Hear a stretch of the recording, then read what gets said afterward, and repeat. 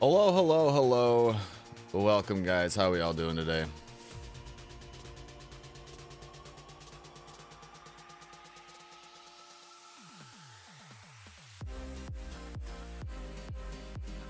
Let me know if you guys can hear me all right.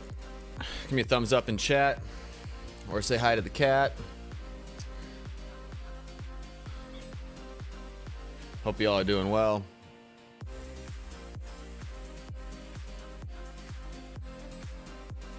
I'm going to turn down the music just a little bit. Hello, Raptor. Hello, little Bob. What's going on, boss? Vanessa, Shannon, how we doing? Hey, let's not do that, please. Cat. Seriously. You're messing it all up. Hello, hello. So I wanted to do a quick little live stream today. I'm gonna try and get some videos recorded this weekend.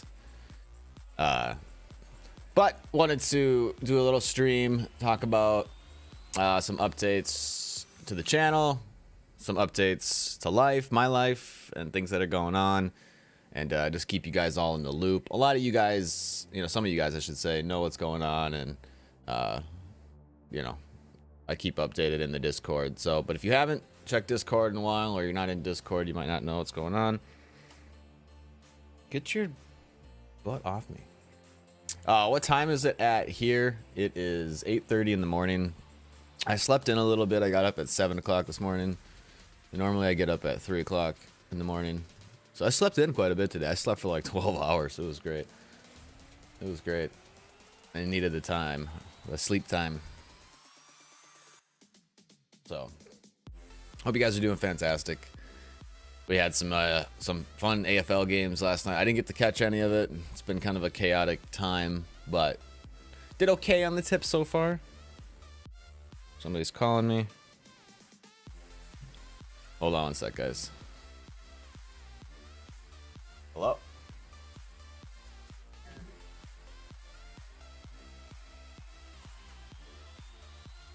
Yep. Will do. Sounds good. I see it.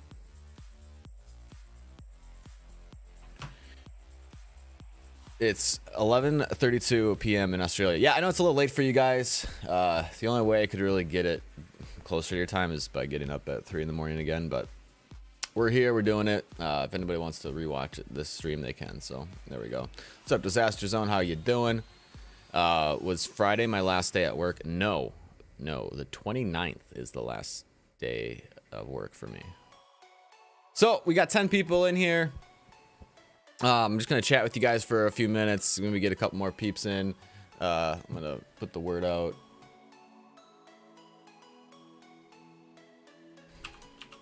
We'll get a few more people in here. Sage, you got to get off my stuff.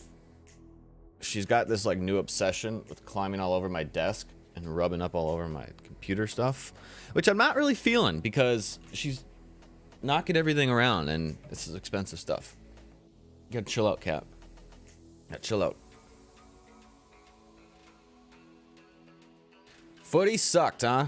Why'd footy suck? Did your team lose, or did you're I'm losing and I'm getting my ass kicked in fantasy this week. It's a rough week. Every week I have like 4 or 5 players that are out and I only have 2 trades. So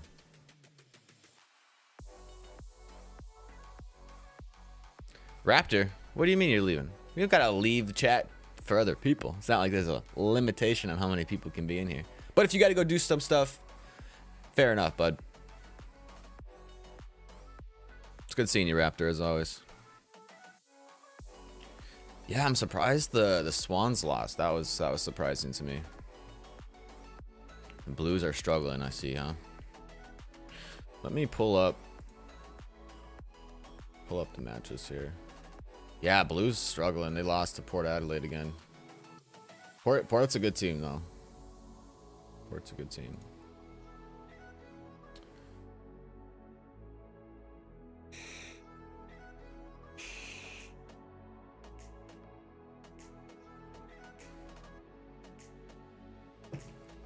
Actually, real quick before we get into this, let's see where I got moved to in my tips. I think I was like in the low 60s. I hit 50, in the 50s a little bit, but I'm probably yeah, now I'm 79 again. Menke likes to hang out in the 70s. We got 134 people in the tipping comp, so if I can finish in the top half, that'd be good. That'd be good.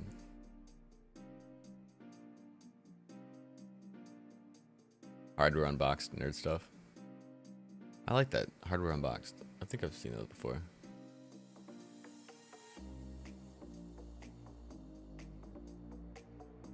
Yeah, I didn't see Brisbane win neither. I missed that tip.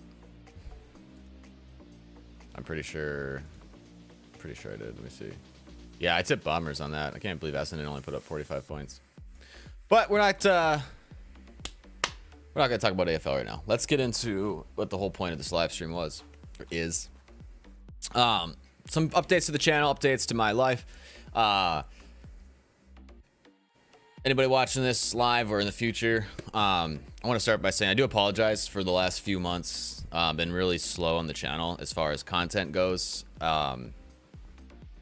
Life's been a little chaotic lately.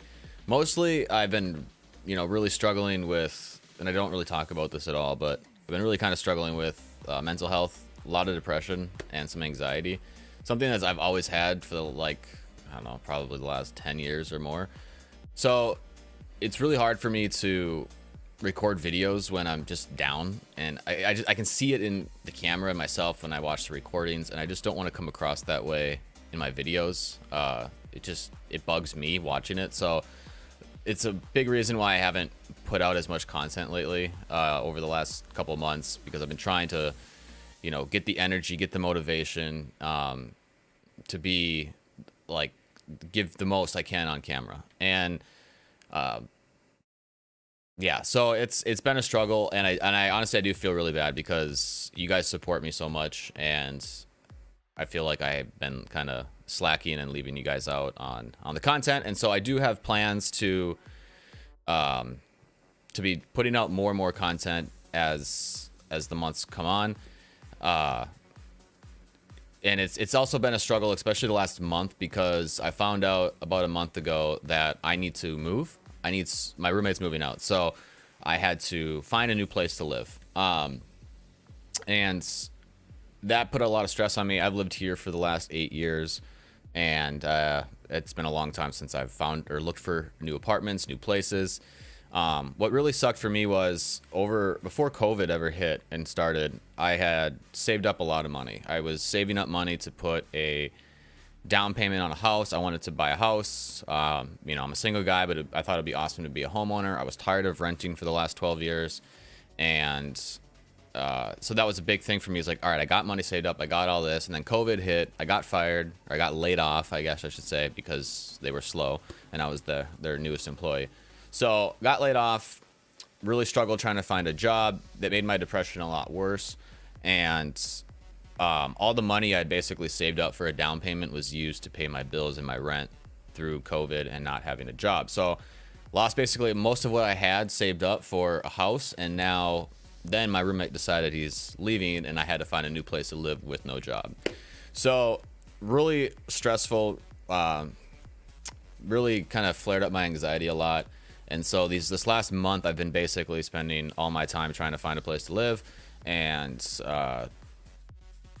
kind of get all my ducks in a row. So what I ended up deciding is I kind of made a big life change. I'm going to be moving to Florida. It's another reason why it's been kind of stressful for me, because I've never lived out of state. I've never moved out of state. I've never been out of Minnesota as far as living.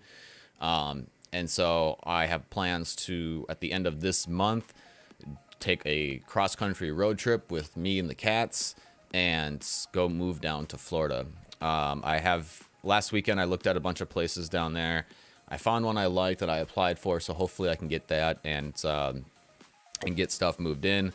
But with this last month being kind of forced to move out, it's been really stressful and a real struggle, because the more and more I start to pack stuff up and go through stuff, the more I realize how much shit I actually have and how much 8 years in one place can really build up stuff.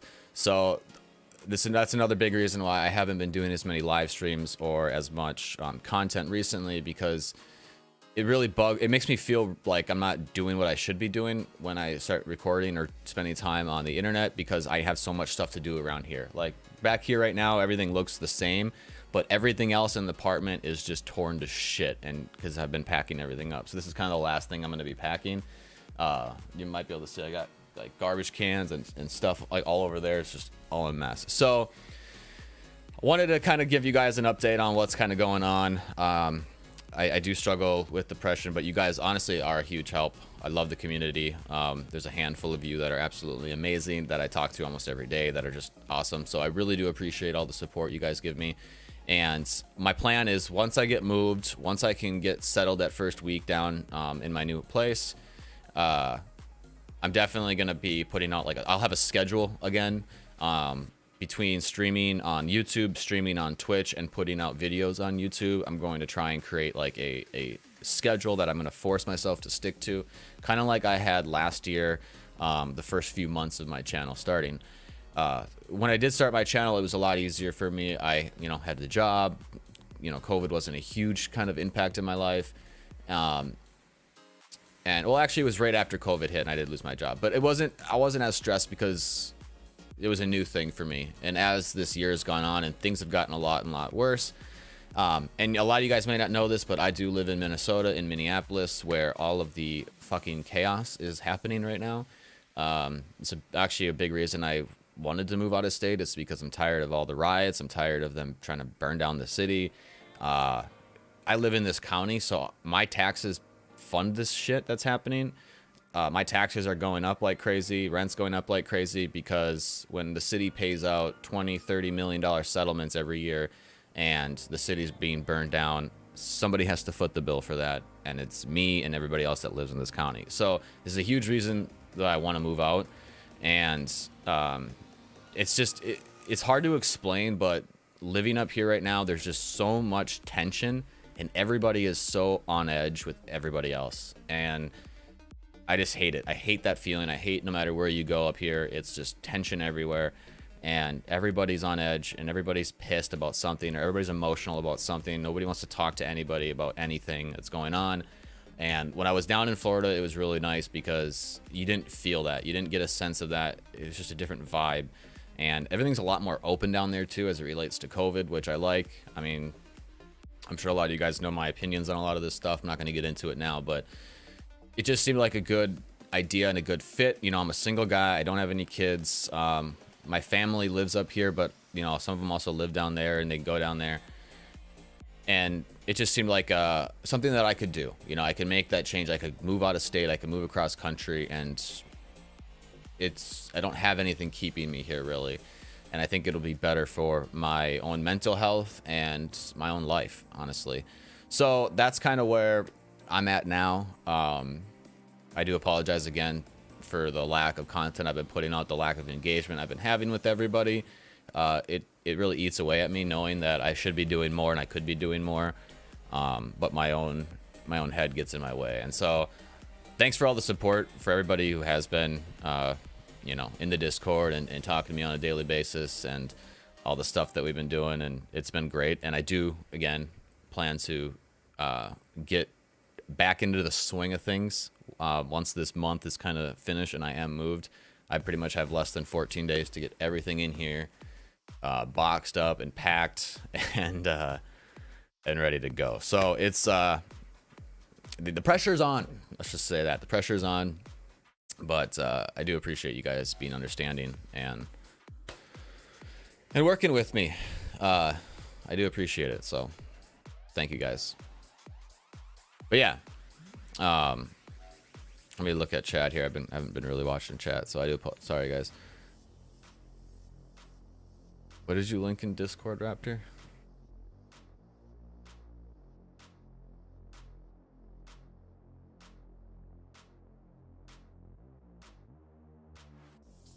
Oh, Raptor, I'll chat with you after the stream. I really appreciate it. Raptor's been amazing. Raptor is honestly like a freaking G. Raptor's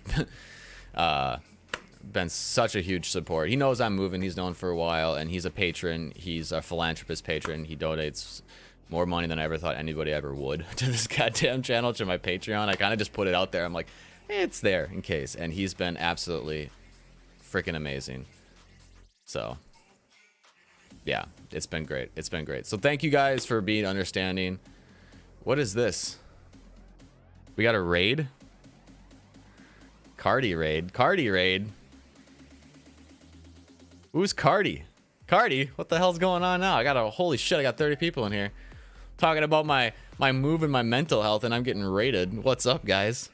Woo, baby. What's poppin'? What's poppin'? Calling with our trash is raid. Let's go, Aussies. We got the big Aussie crew in here. All right, I gotta figure out what the hell's going on. Who's Cardi? Maybe I should know this, and I'm just being an idiot. What the heck is happening? Cardi Man 22. Let's look it up, guys. Let's look it up. Hold on. Let me move some stuff around. We'll do this together. Let's see who's raiding me right now. This is insane.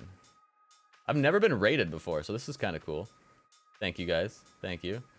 Let's pull this up. Let's pull this up. And let's see who... Cardi... What is it? Cardman. Sorry. Cardman 22. Cardman 22. With the raid. Let's give him a sub. Let's see what Cardman's up to. All right, Cardman, I see you. I see you, boss. With all the awesome AFL content. Okay. Okay.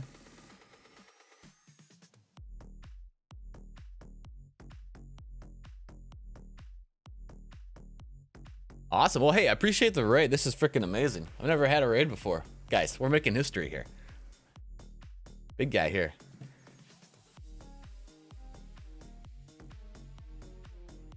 Wait, what? Cardman is Dustin Martin's son, somebody said?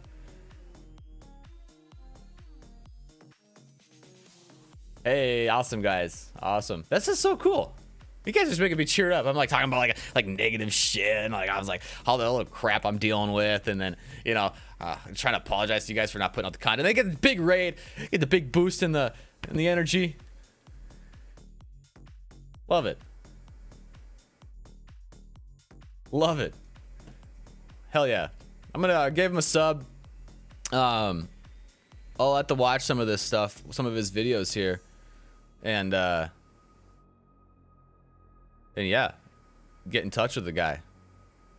Cardman, if you're there still, like, you know, hit me up on Discord or something, and we'll do a collab or something like that sometime. Thank you so much, buddy.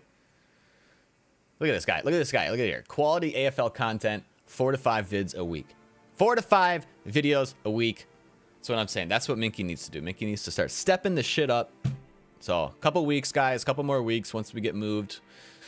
We'll be down in sunny Florida in a whole new place. We'll have a whole new setup behind here, new set. And if you have any suggestions on, you know, what the set should look like or anything you want to see in it, throw them in the Discord. I'll do my best to analyze that.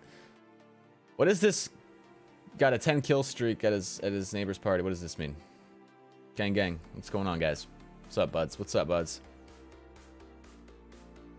Got a lot of you asking who I'd go for. Honestly, I haven't picked a team yet, guys. I haven't picked a team. I have a few that I like, but I haven't decided on which one I'm going to go for. If you're talking about the NRL, I like the Rabitos. All right, we go for the Rabitos here, just in case anybody's wondering. But for the AFL, it's tough because I'm not too sure. Not too sure. I like the Bulldogs. I like me some Bulldogs. I like the Eagles. The Big Birds are fun. Big Birds are fun. My Cats go for the Cats. So I was thinking about getting the kiddies some like Cats jumpers for the kiddies, you know.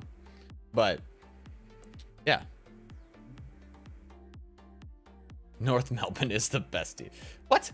Somebody's saying go for North Melbourne, they're the best team. Yeah, I don't know about that, bud. I don't know about that. The Roos are struggling there. The Roos are struggling.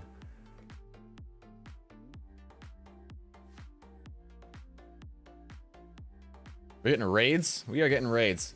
Well, should we watch one of Cardiman's videos, guys? What's a good video of him to watch? We'll do a live reaction to one of Cardman. Sorry, I keep calling Cardiman. It's like a Cardi B. Cardman. We'll do a live reaction to one of Cardman's videos. What are we thinking, guys? What's a good one? What's a good one? What's got his most views? That's not 3 hours long.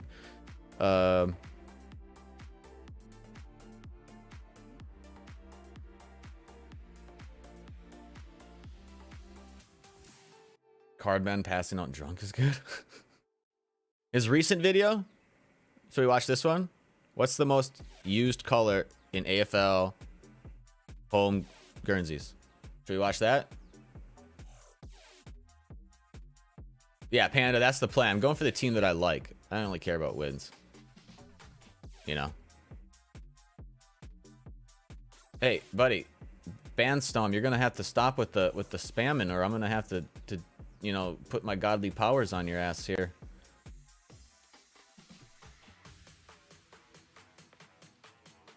All right, we're gonna watch his latest video here. Let me get Spotify turned off. All right, and we'll. What is the most used color in the AFL? What is going on, everyone? Oh Jesus, that was loud. All right, let's get this full screen. All right, ready, guys? This is Cardman with the big raid. Thanks, buddy. Let's go. And welcome back to another video on the channel. And today I'm back with another type of video that you guys just seem to really enjoy. And today we're going to try and see what is the most common color in AFL home Let's do it. Let's so pretty much what I've done is I've gone through all of the 18 current AFL home Guernseys, and I've gone on a website. I've got the name, but it calculates the percentage of colors. So for example, the St Kilda jumper, 70% black, 25% red, 5% white. I think I got that completely wrong. And then after that, I will then add up all the percentages together to see what is the most common color in the AFL home Guernsey. So that's actually kind of a cool thing. I didn't know there's a website that would just like percentagize the colors of whatever you input into it. Chat, any other cool ideas you could do that for? Brock, what's up, Brock? How you doing, buddy? He's 18. Cardman's 18, by the way, but he looks 12. All right, good shit. Let's keep going. The colors that are included. By the way, Cardman, I hope you don't mind me watching your video live on stream here. If you do, let me know. I'll edit it out. Whatever. Included in this list in no particular order, and I won't be including anything like the logos or sponsors because, yeah, that shouldn't really count. So we've got yellow, red, maroon, navy blue, and blue. I thought it'd be distinct enough to separate. White, purple, charcoal, brown, teal, black, orange, gold. So before we do get into the video, comment down below what color you reckon. Hey, Cardman's in chat, by the way. What's up, big guy? You don't mind, you say? All right, hell yeah. Hell yeah. By the way, Cardman, again, hit me up on Discord, and we can do a collab sometime. We could talk about some footy. All right, I'd love to do like a footy talk with somebody who knows more about footy than me, right? I mean, I do that sometimes with some people, but we can get into it, all right? Let's go. It will be at the top of the list as the most common color. So to start off with, I'll be going through every AFL team's home Guernseys and calculating the percentages of the colors. So to start off with, we've got Adelaide. We've got a dominant 58% of it being navy blue, with 23% of it yellow and 18% of it red. Okay. Brisbane, no surprises that maroon is the most popular color, overpowering the home Guernsey, 74% being maroon, 12% being gold, 9% being blue, and according to the website, 3% of it was red. So I don't know where the hell they got that figure out of, but whatever. Where's the Carlton, red? Pretty simple. Navy blue is the majority. Carlton's all navy blue. And that takes up 90% of the home Guernsey. As for Collingwood, it was a, you know, 2/3 of black the and Guernsey white was black, yeah. whilst 1/3 of it was white. Essendon, we've got 76% of it being black, 19% of the jumper being red through the sash, and then the 5%, which is the white part, are actually through the numbers on the back, which, you know, you sort of have to include because they are part of the Guernsey. You know what I would say would be cool? This got me thinking of it. It would be cool to do the same thing with all of their indigenous jerseys, because I bet you there's a lot more colors in those. I mean, maybe there's not, but you see the one, like that's just the, because they have indigenous ones for the AFL, right? Because this is for cricket, this is for the BBL, and it looks all different. It might have some different color stuff in there. Ideas. For Freo, 83% of the home Guernsey is purple and 17% of it's white. Geelong, we've got 55% navy blue and 45% white, so it's almost a 50-50 split. With the Gold Coast Suns, no surprises that red is the most popular colour with 85%, gold being second with only 12%, which is a little bit surprising considering they're the Gold Coast Suns. Yeah. And then 2% of it being white and 1% of it being blue through the Gold Coast emblem on the Guernsey. For GW... All right, we got this whole debate on how to say maroon. All right, it's maroon. You frickin' grammar Nazis, I swear to God, you Australians are so picky with how things are said. And then you make up all your own crazy words. It makes no sense, all right? Maroon. That's how I say it. Like Maroon 5? Huh? Maroon. I don't know. I can't do the Aussie accent. Oh, you guys are funny. All right, let's go. We've got a couple of unique colors. I think we've got 50% of the Guernsey being charcoal, 42% of it being orange, and then 8% of it being white. And GWS is the only team to feature charcoal and also orange in their home charcoal Guernseys. and orange. As for the Hawks, it's almost a 50-50 split, to be fair, 52% of it being brown and 48% of the home Guernsey being gold.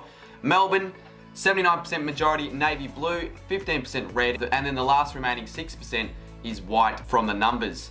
North Melbourne. See, you think that the Demons would have more red because they're the Demons. You know what I'm saying? Demons like have a lot of red, but no. And North Melbourne here, the best team in the league. And another 2/3 majority being blue, whilst the 1/3 of it obviously being white. Port Adelaide, 81% black dominated, 13% white, and then teal. There's actually not much teal on the Port home Guernsey, which I reckon that there needs to be more teal because it's one of my favourite colours. Teal's Richmond, a good colour. 75% black, 19% yellow through the sash, and then 6% white from the Guernsey numbers. Nice. St Kilda, 65% black, 23% white, and 12% red. Sydney, 70% red, 30% white. West Coast, 73% blue, 27% gold. And then the Western Bulldogs, 71% blue, 16% white, and 13% red. Red, white, and blue, baby. America. That's kind of why I like the Bulldogs. So I've gone through every single AFL team's home Guernseys and have calculated the proportions in colours through percentages. And then now I'm going to be going through every colour that I did feature to see which teams include that colour the most in their Guernseys. So if we start off with navy blue, we've got the Blues with 32% with no surprise, Melbourne 28%, Adelaide 21%, and Geelong with 20%. And as we move on to white, we've got a pretty even balance between the sides. Geelong with 18%, Collingwood with 14%, Sydney with 13%, and North Melbourne with 12%. As for blue, we've got a pretty even top three with West Coast Bulldogs and North Melbourne taking up majority of the teams. Although the Brisbane Lions are finishing last on the list with a mere 4%. Can I just say one thing? He's doing some crazy amount of like analytical work just for some colors. I'm impressed. As we go through the teams with gold on their Guernseys, Hawthorn take up about 50% of all the gold in AFL home Guernseys, followed by West Coast with 28%, and then a pretty even split between the two Queensland sides in Brisbane and Gold Coast. Hey, real quick, also Cardman, I got a question because I always think about this from editing my own videos and doing my own stuff like that. Are you doing these bar graphs in post? Like, because I see like some of the bars I can't do it on screen here. Some of the bars don't line up with the logo, so I'm thinking that you're putting a logo and then you're putting a bar and then you're adding a text in the bar as percentage, or are you using like a software to actually like put these bar percentages up? This is the shit I think about when I watch videos, is how they're actually creating the video. Because, yeah, I suck at all this shit. Got the green screen on point. Coast with 12 and 11% respectively. We move on to red, and as you can see, Gold Coast and Sydney dominate the chart with over 2/3 of all the red contained in AFL Guernseys being those two sides. And then we've got Essendon and Adelaide as well with 8%. There are only two AFL sides which feature yellow in their home Guernseys, with Adelaide having a little bit more yellow than Richmond with 54% and 36%.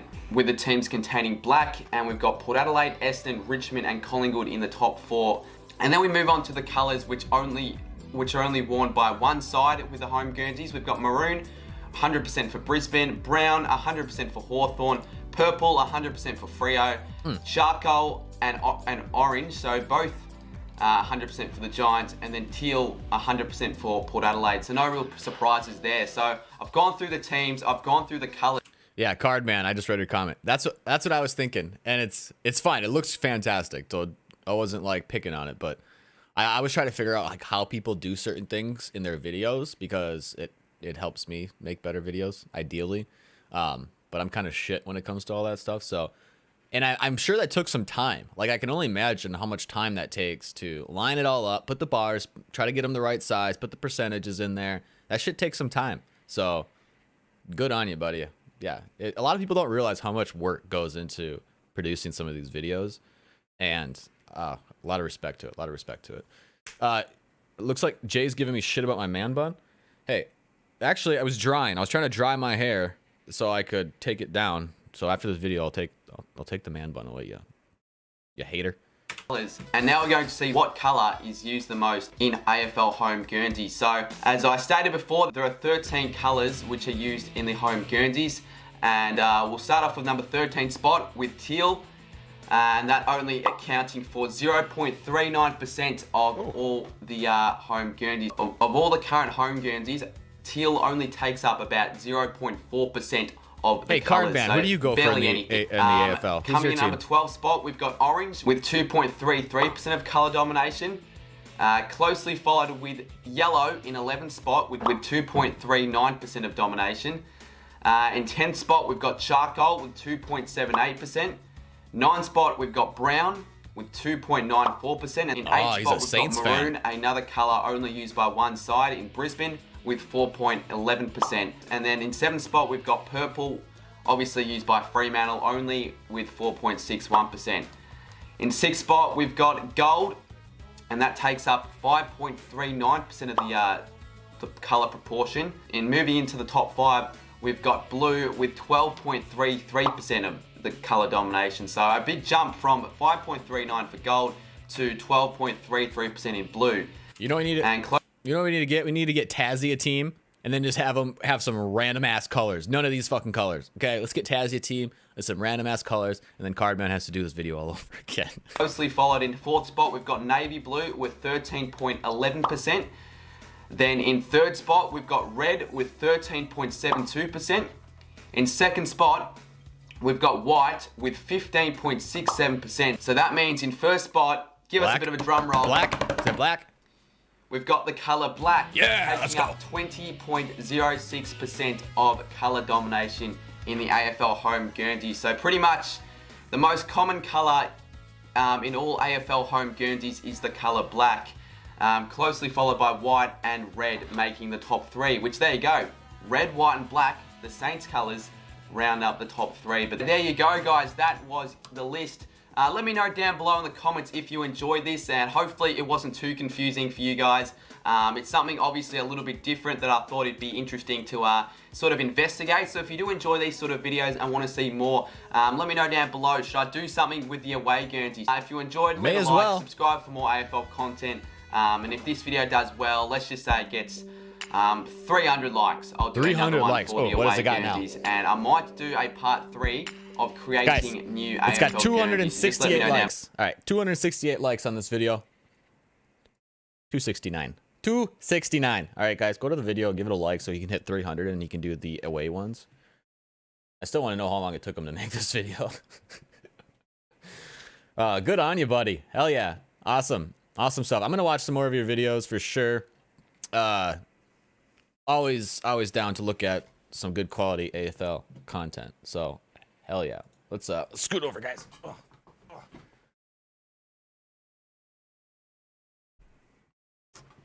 All right, we're back. We're back. Let's get the Spotify going. Let's get some tunage going. Awesome. Well, thanks so much for the raid card, man. I don't know how you even raid on YouTube or how that even works. You're clearly ahead of the game.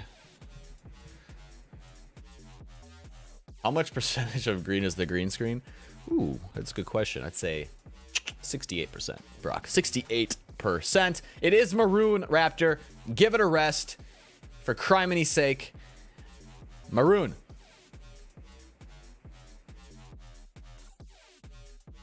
Have I ever kicked the football next to this one? Yeah, I have. I did kick the footy. If you go watch the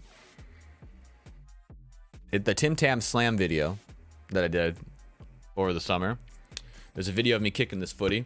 There's also a video of me shooting a bunch of pew-pews. It's really flat right now, though. See, I gotta air it up. Gotta air it up. How the hell do you do raids on YouTube? I'm such a freaking... See, I'm 30 years old now, and I don't know how to do anything. That's what happens. But hell yeah. Good stuff. Thanks for the raid card, man. I like your videos. We definitely... What is going on, everyone? Oh, Jesus Christ. Oh, look at, we got up to 273. You're gonna hit that 300, bud. You just wait. Awesome.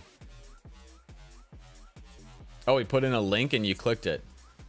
He puts a link in chat. There, that's how it's done. Hell yeah. Well, I appreciate it, buddy. Did he go live or something, or what did he do? Is he on Twitch or something?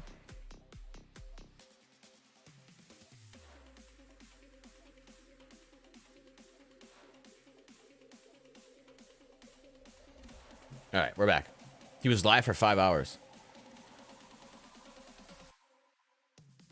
Oh, very nice. 5 hours. Good stuff.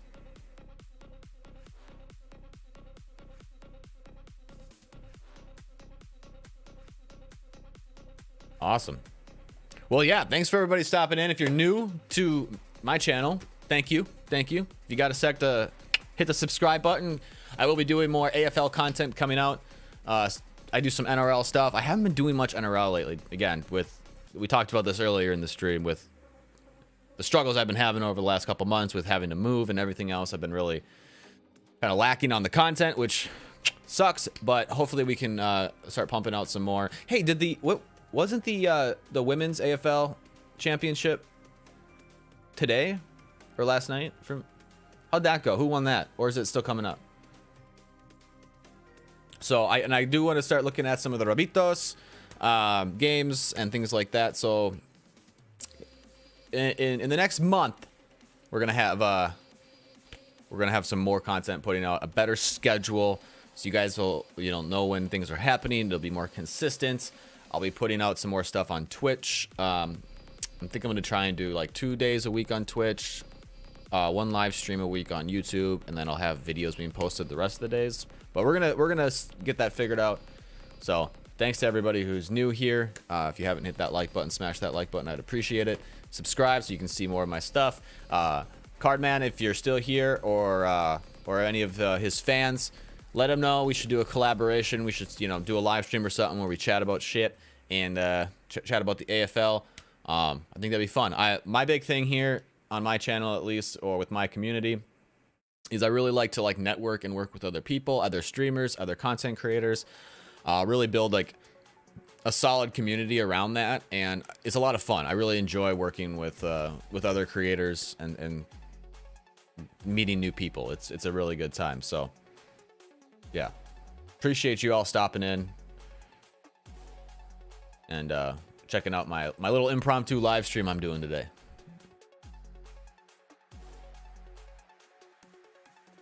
That's right, Vanessa. And the notification bell, the little dingy bell next to the subscribe button. You got to click that too.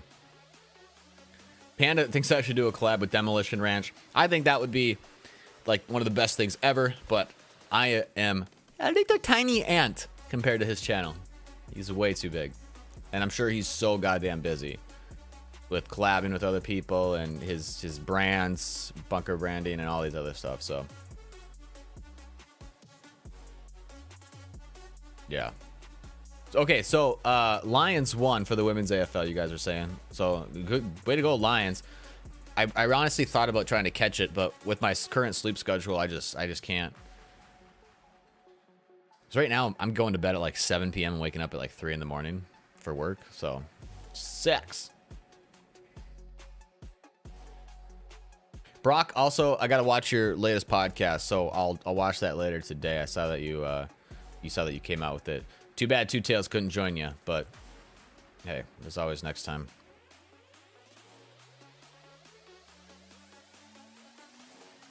Oh, you guys! Oh, I forgot. Just for you guys, Jay and the regulars. Let me take the stupid man bun off.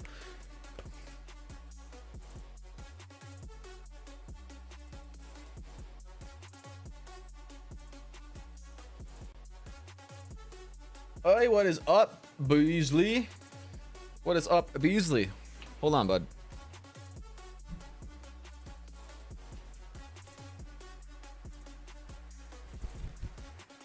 The hair's still wet, guys.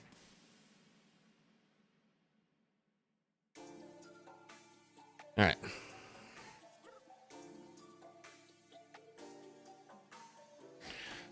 All right.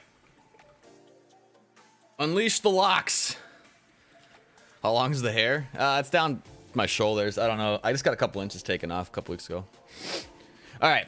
Beasley's in the house. Big old Beasley, you son of a bitch, and your son of a bitch AFL team, you son of a bitch. How are you winning every game? You beat me this week. God damn it.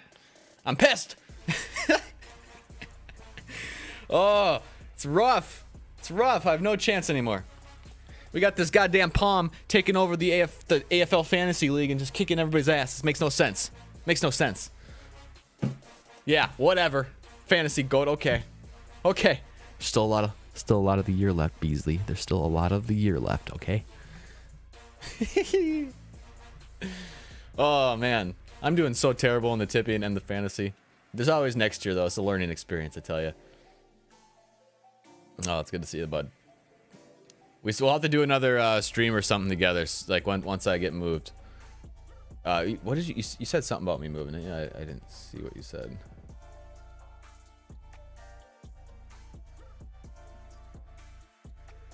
Oh yeah, no, I haven't moved yet. Yeah, I created the exact same room. Wouldn't that be funny?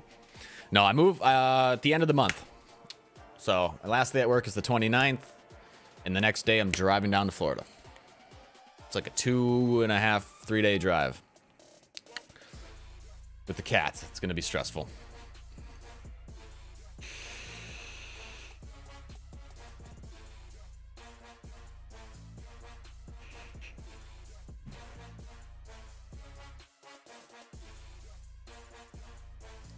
All right, what do we got going on? Somebody sacked their coach. Will I be doing a vlog? Yeah, actually, I think that would be good. I'll probably end up just doing it on my phone because I'll have my camera stuff kind of packed up. But,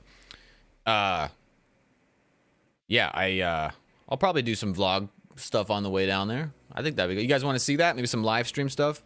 Yeah, I can do some. It's gonna be such a long goddamn drive. I'm gonna be so bored.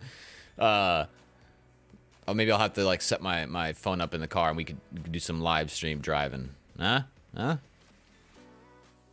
Oh, the A-League stuff. Yeah, that's right, Cooper. Actually, I have some videos I'm going to do on that, so stay tuned for those. Everybody wants to watch me watch Cardman's Vortex beers.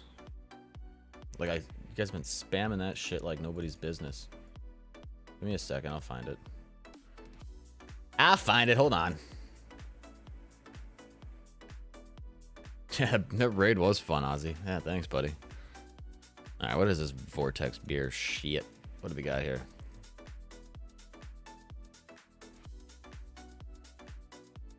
Should I just type it in the search bar?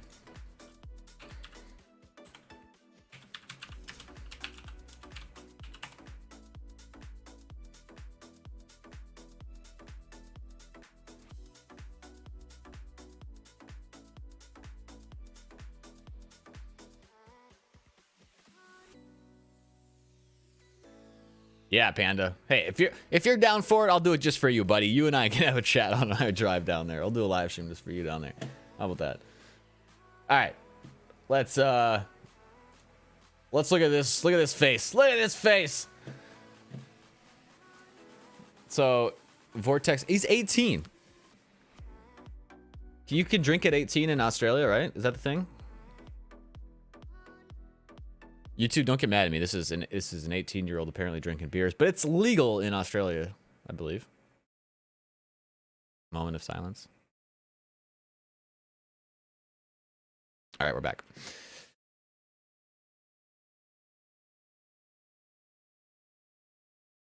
$18 in most places, just not the U.S. Okay. Okay. There actually are some places in the U.S. where you can drink at 18. It's just, you know, usually like... Sorry, I'm showing you my Facebook. All right, let's watch this guy's videos, huh? Let's watch this Vortex beer. Let's see what he's doing. People saying some stupid things. So. Yep.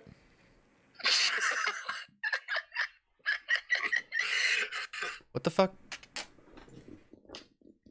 Go.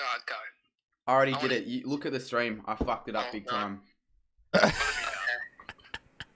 There's beer on the floor on my chair. Oh my God, I fucked it up so badly. I fucked it up Oh, so badly. man. Have you already done it? No, I haven't done it, but God, you would. That's You. embarrassing. Oh my God.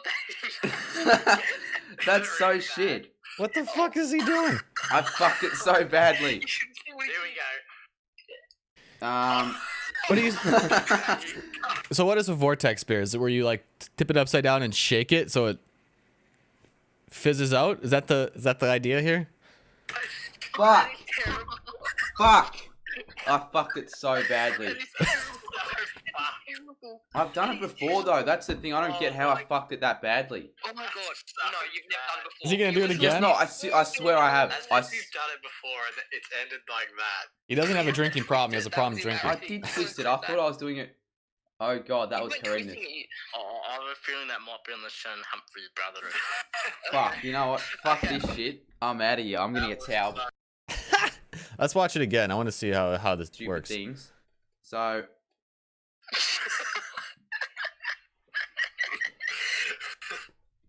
If he tried to spit, he's just wobbling it. Oh god. I already did it. You look at the stream. I fucked it up big time. Oh, the crotch shot. What have you done? Oh, There's beer on the bud. floor on my chair. Don't ruin I your fucked stuff it there, up buddy. so badly. I fucked it up. Oh, man. You had to go to the hospital because you took like 8 shots of vodka? Dude, that's not good. Be fucking careful. Don't kill yourself. Seriously. Damn.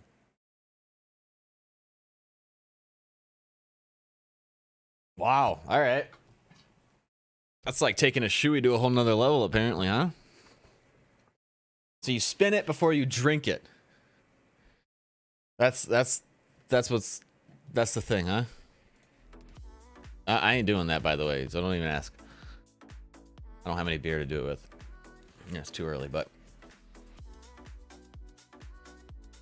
Uncle Sink on TikTok if you want to see how it's done. I get the premise. I think he just made it too foamy and fizzy, and it backfired.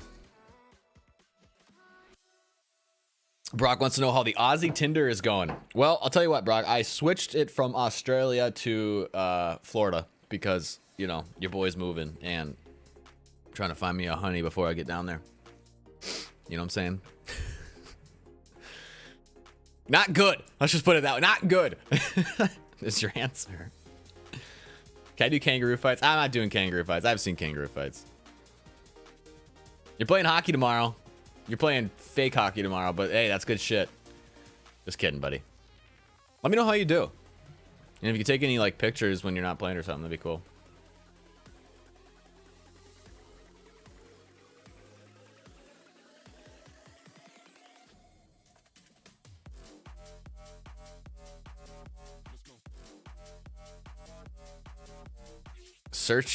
Stream your search, bruh.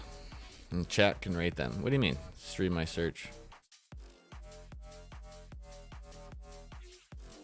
Yeah, the fact if you had to go to the hospital because he fainted from drinking too much, that's scary. I mean, I don't know the dude, but you know, just gonna say, you're a young kid. You just probably started being able to drink. Don't fucking kill yourself because you know you're trying to like impress people on stream or on videos, whatever. Be very careful with drinking. I've lost family members to alcohol, and it's no joke. It can be fun, it can be a good time, but just be careful, especially at that age when you don't really know like how much you can take, how much you can handle. You know, I'm 30 and I still fucking overdo it sometimes, and don't know my limits, but just be careful. Just be careful. That's all I gotta say. Yeah, sleepy kitty and the pew pews in the background. I don't know where my other cat is, though. Yeah, I mean, on my 21st birthday, when I could start drinking, I got way too drunk. Like, way too drunk. So I get it on the birthday, but still, people have died on their birthdays from drinking too much because they go too crazy. So, just be careful. My grandma got hammered with me on my birthday, and she was puking the whole next day. The next day was Easter, too. My 21st was a Saturday, and then the next day was Easter. My grandma got hammered with me, and she was throwing up the whole next day during, like, Easter. She was hungover trying to cook it for everybody for Easter. Not on my 30th, on my 21st, you dick. This was a long time ago. Grandma doesn't go that hard anymore, just gonna say. But, makes for a good story. Oh, but yeah, Jelly, you want me to rate the Tinder, right? Is that what you're saying? You rate my Tinder? Or rate my Tinder ladies that I'm finding?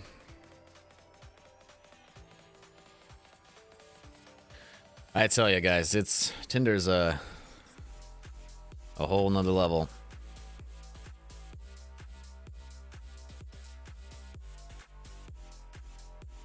I mean, she's pretty cute, huh?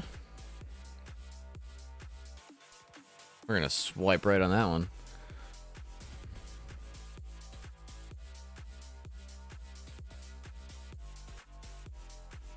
It's not fake. You're playing with men twice your size. I'm just giving you shit, Panda. I'm just giving you shit. Jelly Bowl, I just did. I just showed you. I'm more than capable of rating my own women, by the way.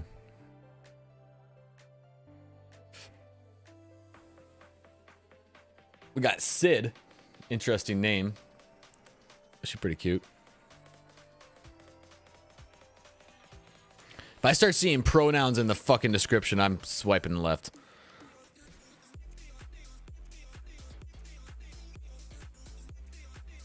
Jay, come to Australia. You won't need Tinder with your accent and locks and blue eyes. Yeah. You saying all the men are gonna hit on me or what? Fuck that. I'm just kidding. Jenny. Jenny from the block. Nah, sorry, Jenny.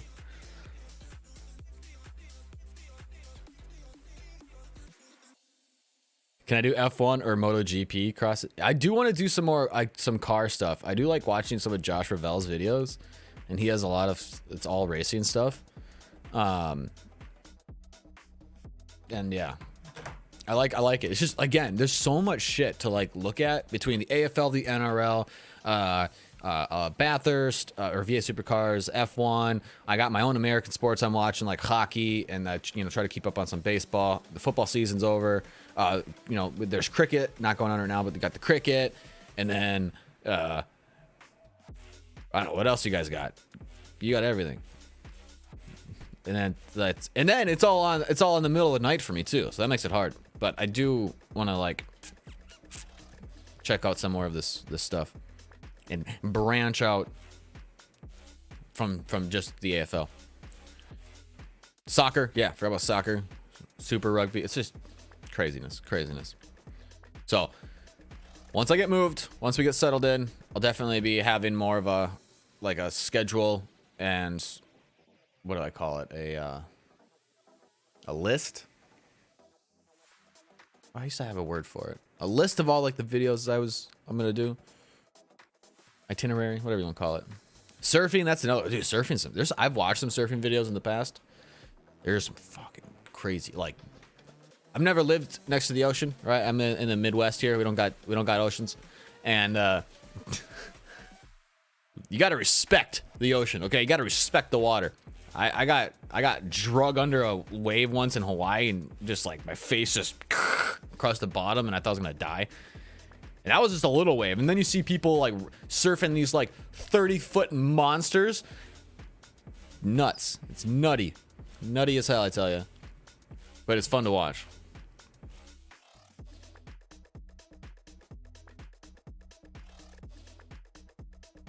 What's up, Buddha?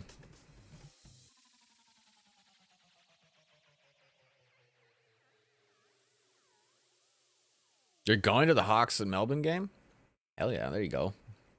You seen a girl with a mullet here? Yeah, trust me. Come to America, go to like Portland, and you'll see some funny looking women.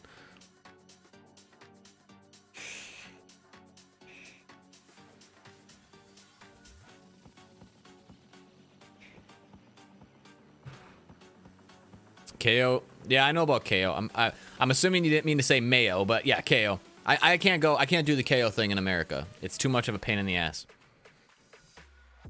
So I go with the watch AFL hat for the AFL stuff, and then I have a few hookups and some cool peeps that can help me out with a lot of the other stuff.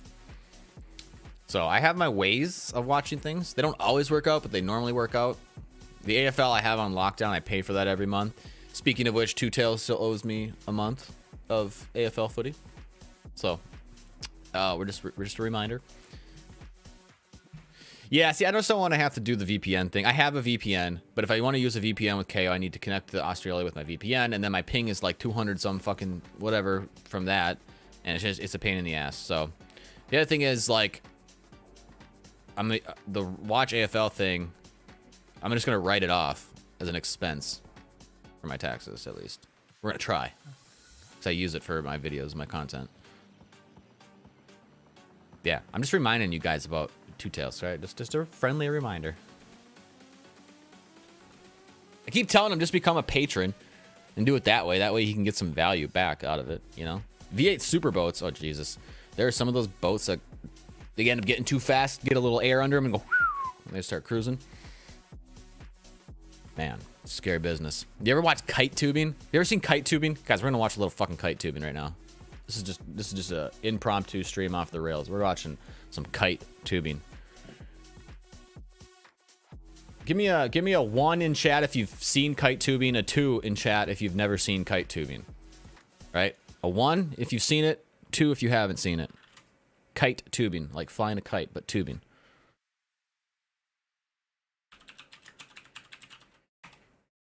They made these things illegal now because they're so fucking scary.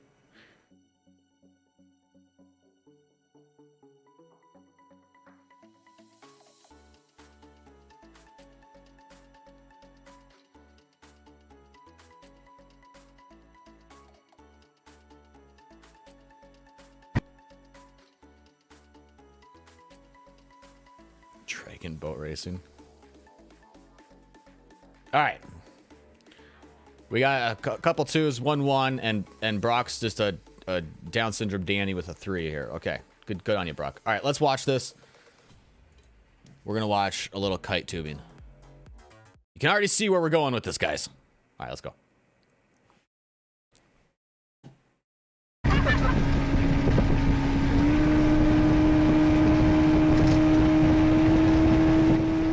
It was filmed on a potato, but we're gonna go with it.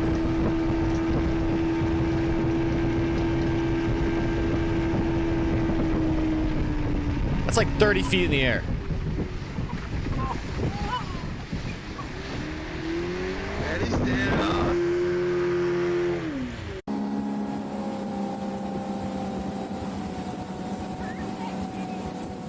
I hated tubing to begin with normally.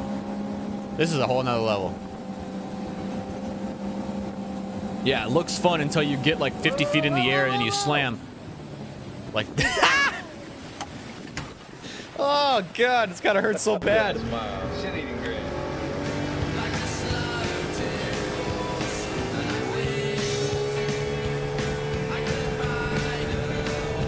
All right, I gotta mute this. I don't want to get a copyright strike. Hold on.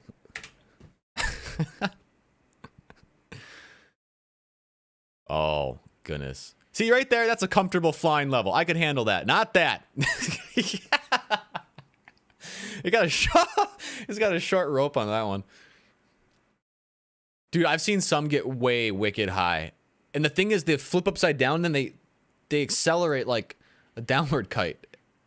So you're not just like free falling, you're like getting whipped down. Oh boy. Like, oh, like that. It just dumps them. Oh God, that's so sketchy. That is so sketchy.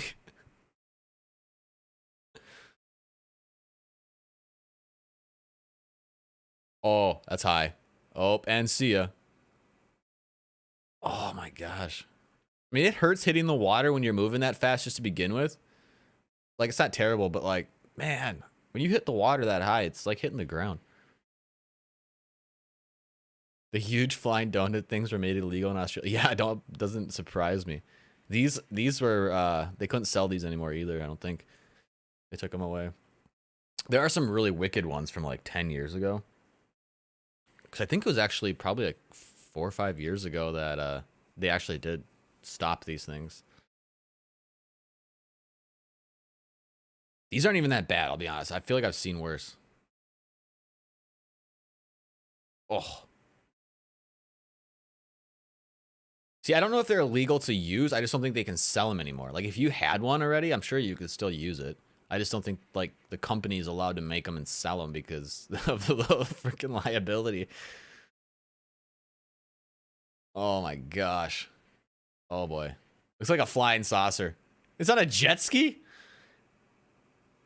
Oh, jeez. Rough. I think there was a better one here. Let me find it.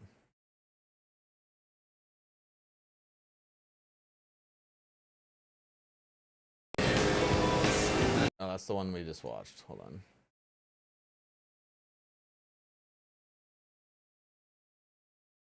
There we go. It's only going to come out of your left ear, but sorry. It's weird to just hear it in one ear.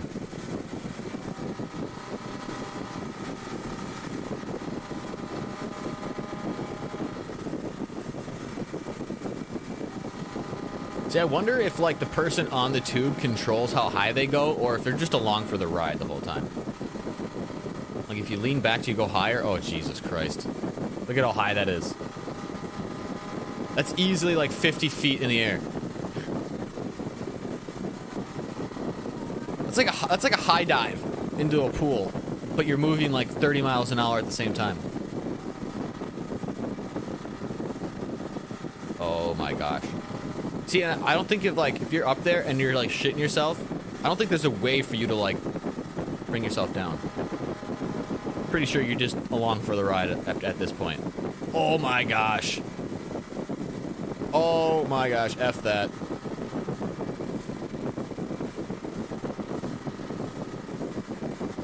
Guys, this is insane. Does he fall or does he just ride it out like a boss? That's what I'm saying, Vanessa. I feel like they're not control of anything. I feel like the wobble back and forth, they might have a little control with leaning, but I mean, one little gust of wind, right? One little gust of wind and that thing is flippity-flopping all over the place. This guy's a pro, though. This is insane. Oh, what a... Dude, does he not crash? What a boss! What a boss. Freaking survives it. Hey, look, my live stream's on here. Look at that. There's 16 people watching. That's me. Should we watch me watching me? That's me. Hey, there's me. All right, that's weird. Let's not do that. Get out of that. All right, better. Damn. That's kite tubing, guys. It's insane. Insane. And people have done that around here. We have a lot of lakes here. You can't drive more than 5 minutes without hitting a body of water around here. So a lot of people did kite tubing around here back in the day. Man, you're going to sleep there, buddy. All right, bro. Have a good sleep. Somebody disliked? Oh, no. Daniel? God damn it. But yeah, wow. We've already been on live stream for over an hour. Wasn't really planning on doing this long, but thanks for everybody who stuck around. Thanks for the huge raid, by the way. You guys are awesome.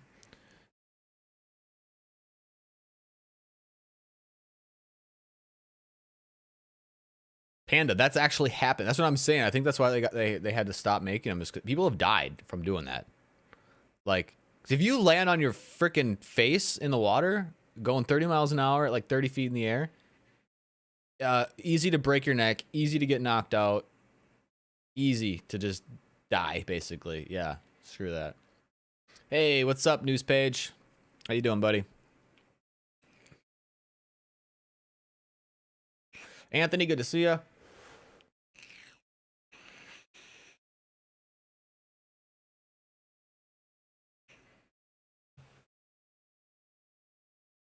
So,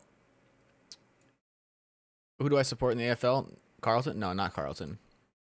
Any of the AFL stuff you see here was given to me by amazing, lovely subscribers and community members. My Aussie flag fell over because maintenance was coming in and out of my goddamn apartment, fixing shit. But yeah, I mean, I like the Bulldogs, I like the Eagles, and I like Port Adelaide. You know, Those are kind of my 3 right now. I haven't decided on one yet. Can I do any tricks with my vape? No, I can't. I can do smoke rings, but I could do that before I ever vaped. That's about it. I'm not cool. I don't do it to be cool. I'm not a cool kid. I'm addicted to nicotine, goddammit. It is what it is. I'm honest about it. Yeah, I saw the Eagles destroyed Collingwood today. It's crazy. Well, I'm sure a lot of people like that. Go Big Birds. Am I still in Florida? No, I am back home in Minnesota. But Anthony, in case you missed the earlier part of the stream, I am doing a big move. I am moving down to Florida. I have 2 weeks, less than 2 weeks, 12 days until I have to be out of my apartment.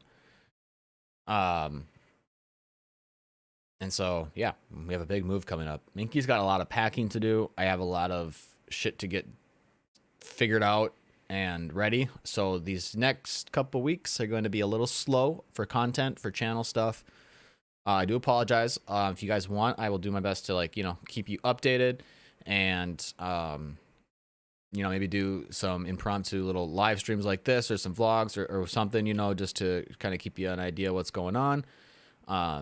But yeah, so these next 2 weeks are going to be really chaotic for me, and it's going to be coming up pretty quick. So appreciate you guys understanding. And I do apologize for not putting on as much content as I should be in these last couple of months. So yeah, it did come quick. 12 days, Jay. That's right. I was in Florida over the weekend looking at apartments, and that's why I didn't do a lot of Florida stuff or I tried to do a couple live streams, but it was so busy because every day I was there, I was spending the whole day driving around Tampa and Palm Harbor and Tarpon Springs and St. Pete and Clearwater and all these places looking at apartments.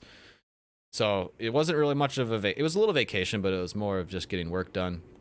Hey, Newspage, thanks for the sub. I appreciate it. So yeah, it definitely came quick. It is a lot of work. Am I moving with the family or solo? I'm moving by myself.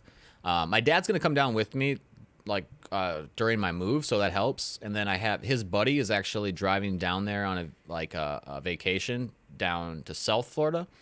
And so he has a 20-foot trailer. So it kind of works out really well where I'm going to put all my stuff in his 20-foot trailer because he's got his motorcycles in there too. And then we're all going to drive down together. And so I'm not driving down alone, which is nice, but I am moving down there by myself pretty much. You've got a rent inspection on Monday. You should be cleaning the toilet instead of watching. Yeah, just go put a bunch of that liquidy shit in there and let it sit for a day. Huh? Jay, have I found a place? I did find a place. I haven't signed the lease yet. I did my application yesterday and should find out Monday. I don't see it being too much of an issue with the application. I got good credit. Background checks should be no problem. And I have great rental history, so should be all right. I have to watch the hurricane season. Yeah. So it is nice though. My dad has a house down there that he rents out throughout the year as an Airbnb. So, and then I have an aunt, a great aunt who lives down there half the year, and then I have a cousin who lives down there for throughout the year. So I do have a couple people down there that I know, and then my dad does have a house down there, and they do fly down there several times a year. So I'm not just moving to a random place in the middle of nowhere where I don't know anybody. That I will have a few connections there, which is nice. And their house is still standing, so hurricane seasons have been okay for them so far. But it's just a change. It's just a big change, and something new in my life, something I needed. I'm really stressed, anxious. I'm relieved as well because it's things are getting done and coming along. But yeah, I wanted to give everybody that's here today an idea on what's kind of been going on between my mental health these last several months and then the last month or so here with trying to get everything moved, which is a reason why I haven't put out as much content as I normally do. So I do apologize. Again, I probably said that 1,000 times, but we got more stuff coming out soon once this gets all settled. So thank you guys. I really do appreciate it. And yeah, if anybody here, most of you guys are, I think, but check out the Discord. If I'm not doing videos or live streams, I'm pretty much always in the Discord if I'm awake or available to at least see it. I don't always have the time to spend on it, but I do check out Discord all the time. So if you looking to hit me up at any time, that's the place to do it. So.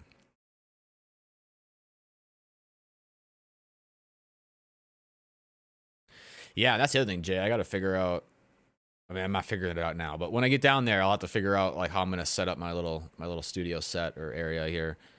Then we'll get that all figured out. I have so much goddamn Aussie shit. Like, I got to figure out how to get it all in the set. We'll see how that works.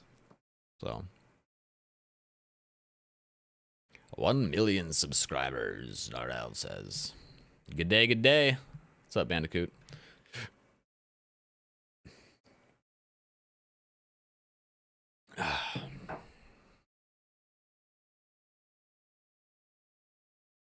All right, guys. Well, you missed. If I missed your message, sorry, I don't have the glass on. Oh, it's all good, buddy. Why do I only have 16.3 subs? You deserve much more. I appreciate that, Panda. Thank you so much. It is interesting how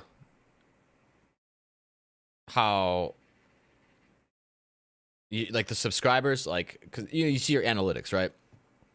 And when you don't put out content consistently, consistency is key when it comes to social media in general. YouTube is definitely not the exception. Putting out videos consistently and whether it's Twitch or YouTube or just being engaged on it consistently is key. And I noticed that when I stopped being consistent on YouTube over the last couple months, with just all the shit going on, the subscribers just, it's not that they don't drop, but they just don't, they're not moving up at the same pace. And it's just something you notice. And I feel like, you know, it goes the same for, you know, views and everything else, and which is fine. So I understand that. You know, when it comes to my channel, my main concern, or not even concern, but my main focus has always been not the subscribers, not the views, not the revenue. Well, I mean, the revenue does help because especially with Move, and it, you know, it does help with all that. But my main concern with it is the actual community, the people, the engagement, the networking, you know, the people that I can talk to every day and build relationships with, collaborations with. That has been for me the best part, the most important part of everything. You know, I've done like some small consulting for some other people with their smaller YouTube channels and stuff. And I've always tried to like reiterate that it's like the views will come, the subscribers, they'll come, the watch hours, they will all come as long as you stay consistent with what you're doing and you stay genuine to what you're doing and you try to build a community. The community is honestly the foundation. It is the rock of everything. And you know, sure, you can make a channel, it goes viral, and you know, you don't have a community or anything, and you get tons of subs and whatever, and that's cool, and that can happen. But realistically, if you're trying to, you know, be sustainable long term with the YouTube channel, I really do feel like that the community is the most important thing. It's and how you structure that community. So that's always been my focus. I could really give a shit less about how many subscribers I have. Well, it's nice to know, like, right, and how big it's growing.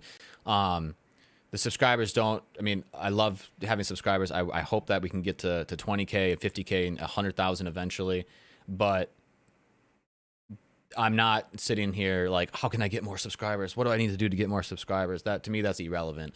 To me, I'm more focused on how can I make better videos? How can I be genuine in my videos? And that's why I haven't made as much content, is because of my depression lately, is because I don't feel like enough of me is in it to be worthy of posting.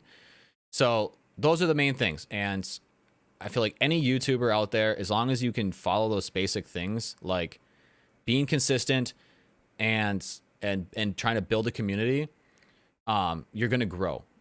You're going to grow. You might not grow as fast as you want, but you will grow eventually. And that is the most important thing, because like if you go watch my first few videos, right, they sucked. Like I sucked at talking on stream. I didn't know, like I was self-conscious. I didn't know, like I'm trying to put on a facade or a persona that you know, that to act a certain way. So you get too much into your own head. And I feel like that's 99% of YouTubers or any content creators when they first start. It takes a long time. And, you know, you could put out a video a month, but it's going to take you 12 times longer than if you put out a video a week at getting better at your content. So it's just about consistency, knowing in your head that the more you do it, the better you're going to get at it, and just grinding it out and keep going. And that's why I like Beasley. Like, I don't know if he's still in chat. He's probably not. He's probably fucking making a video. Like, that kid is a great example of what to do. I mean, from the start, he's been putting out 3 or 4 videos a day, which to me isn't like, I couldn't sustain that long term, but I just know that about myself.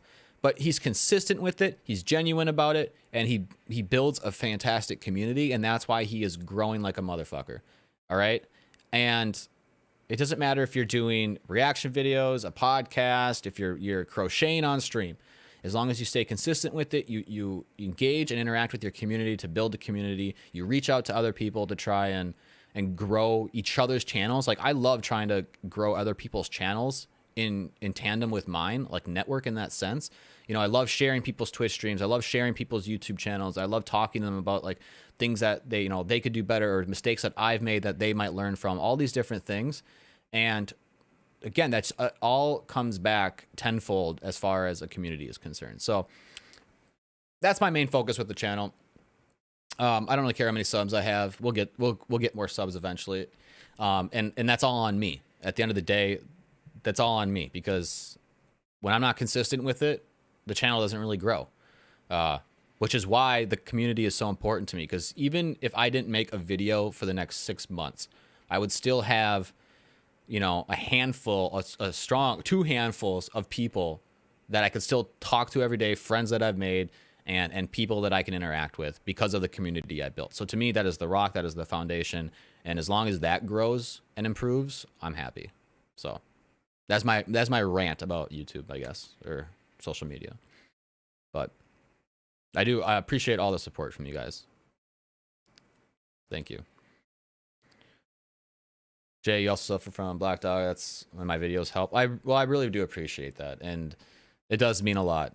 And I feel like most people are like this. I know I'm like this. You know, I usually read all the comments that I get, and you know, 99% of them are fantastic comments, right? And then you get like, or maybe not 99, 95% of them or so are great comments, right? And then you get 5% of people or less that are just assholes or just trolls or whatever it is. And I completely understand that, but it's, you know, you got to recognize that. And it's so easy to look over all the good stuff and not take in all the good stuff and let that affect you. And it's so much easier to let the negative stuff affect you. I suffered with that when I first started YouTube. It was really easy to see 20 great comments about how much they like the channel, or how it makes them feel better, or helps them with whatever issues. And then there's that one bad one that's like, says some nasty stuff or whatever. And that's the one that you listen to, right? And that's that way for a lot of people. And it's just getting past that and just recognizing the people who are here, who do care, and how you're making them feel, I think is important. So I'm glad I could help you, Jay. And you know, I try to keep that in mind when I'm dealing with my own depression or anxiety or stress. And I try to keep that in my head. Like, you know, these videos aren't just for YouTube. There's people out there who genuinely enjoy watching them, and maybe it does help them. And I got to keep that in mind when I produce my content, because it's not just about me, right? It's about all 16 point whatever thousand of you. So definitely. Your thumbnail looks like you could use a hair donation. Yeah. I was trying to find a good thumbnail, but then my phone was dead and I couldn't like upload pictures from my phone to my YouTube, so I had to just find a random ass picture. So, yeah. But, you know, I just wanted to kind of take this stream and this time to really kind of open up more about what's been going on. You know, more of my feelings along the lines of YouTube in general, and the things that I've been dealing with the last several months, and then even the last several weeks with this move. Give you a little bit of more insight into my life and into me and how I'm feeling about stuff. So I hope that helps. And I do, again, appreciate everybody being here and chatting with me about it. And all the amazing support has been great. Definitely been great. Panda, you said it might not be the same for you, but when I get a negative comment, I take it in and use it as inspiration to try and focus and fix it.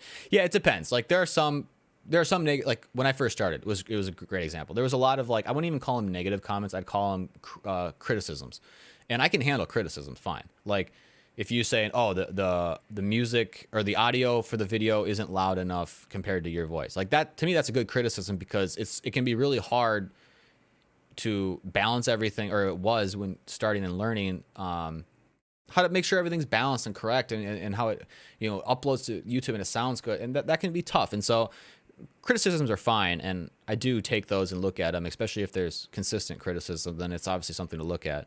But you just get mean, nasty people. Trust me. I mean, even when I had 1,000 subscribers, you just get people who just want to be mean, and I get that 100%. But I always had to tell myself, it's like, don't get mad about that one mean person because you just had 10 people say really nice things.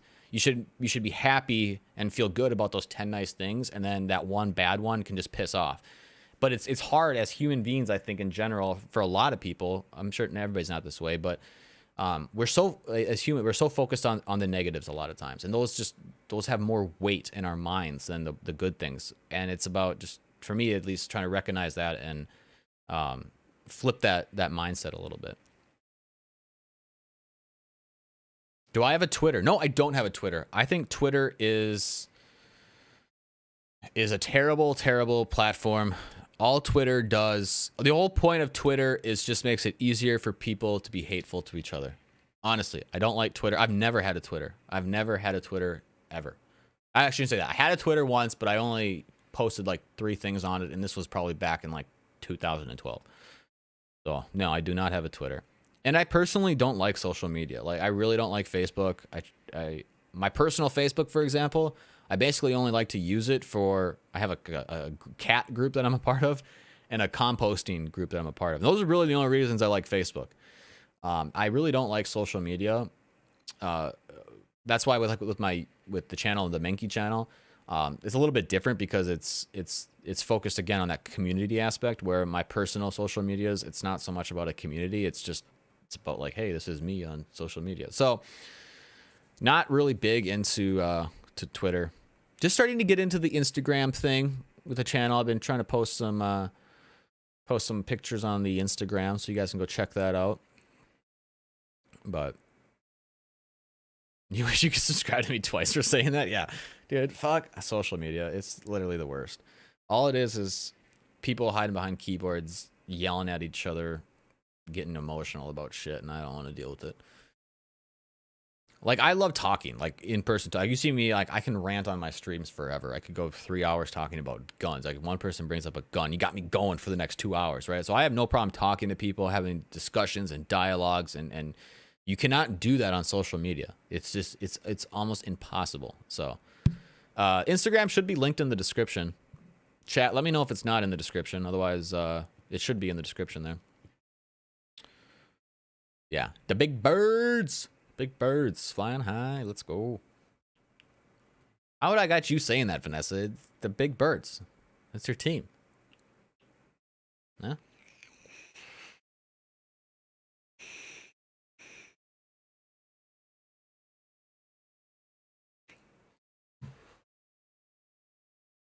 And I don't know if it's just me, and I feel like I need to talk to other YouTubers or content creators about this. But like between YouTube, between Twitch, Instagram, I don't have a Twitter, but and then like Discord and what's the other one? So you got those, and then I also have like my own personal ones of all those, and then you got like all of the different sports of it. Like, I almost get overwhelmed. I'll be honest, I get overwhelmed, and that's like, I'll be like, I'll forget about Instagram for fucking 2 weeks because I just like, it's just so much social media, and I feel old. Because, like, when I was younger, like 18, 19, I was up on top of that shit, you know? It's just, I can't keep up with half the crap. This is part of the reason I don't have a Twitter. It's just another thing on the list that I have to worry about. So, I don't know. I don't know how some people do it. They can, like, they'll post on all 17 of their platforms and create videos every day, and it's It's mind-boggling. Members, yeah, see, that's the other thing. Members, like the Patreon, all these things. There's so many different logins and platforms to keep track of. Like, especially when you do it all by yourself. Like, I could understand, like, you know, if it was like a channel with like 3 or 4 people, you know, you kind of collabing together, or a couple people, and then you can say, all right, these are the things we have, these are the things you're going to be responsible for, these are the things you're going to be responsible for, and you divvy it out. But man, it's a lot. It gets overwhelming. It's not me complaining. It's just something I've noticed and never really talked about. I'm just bad with it.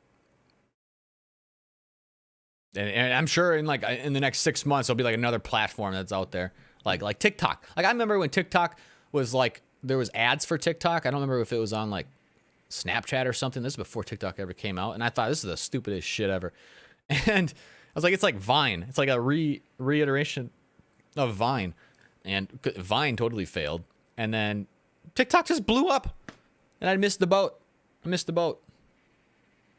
You know, what are you gonna do? Don't have a TikTok either. So, yeah, no, the YouTube is obviously the main focus of all the social medias I have. Like, I stopped even posting on my Facebook until yesterday, because for the longest time I was uploading my videos to Facebook and to YouTube, and I thought that would be a good way to just get the content out there. But then I started to think, like, well, not a lot of people look at my Facebook, and so, you know, maybe I should just stop uploading to Facebook, because, or it would be better just to post it to Facebook rather than upload it to Facebook. Because if I get a view, so if I upload a video, the same video, like let's say this live stream, once it's done, and I uploaded it to Facebook, if you upload it, every view on that video doesn't go to YouTube at all, right? But if you post it there, then they have to click on it and it brings them to YouTube. So just trying to decide, like, what's the best way to go about it.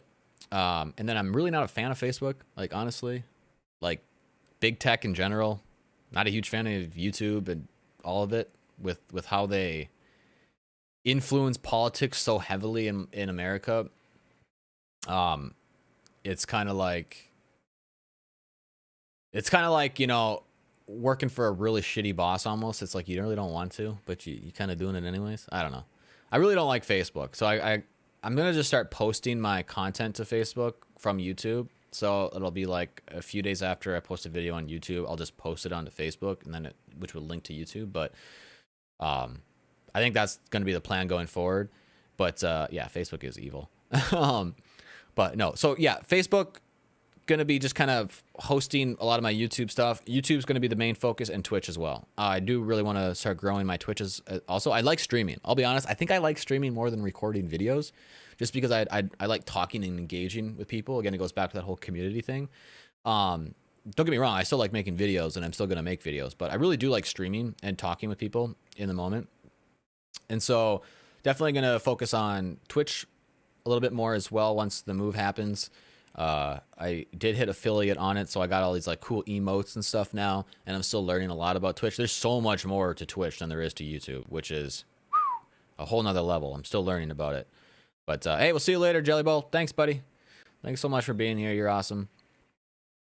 And editing, like, people don't realize, like, a 15-minute YouTube video takes about, between like starting recording it to having it publicly uploaded, can take like 3 or 4 hours.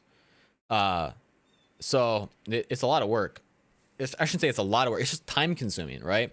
And that's like when I was putting out like 3 videos a day, you know, I'd record all of them, then I would edit all of them, and then I would schedule them, and I try to do like, what was I doing? 3 or 2 videos a day? I think I was doing 2 videos a day. I would try to do an extra video a day to kind of build them up in the bank a little bit so I could schedule them out.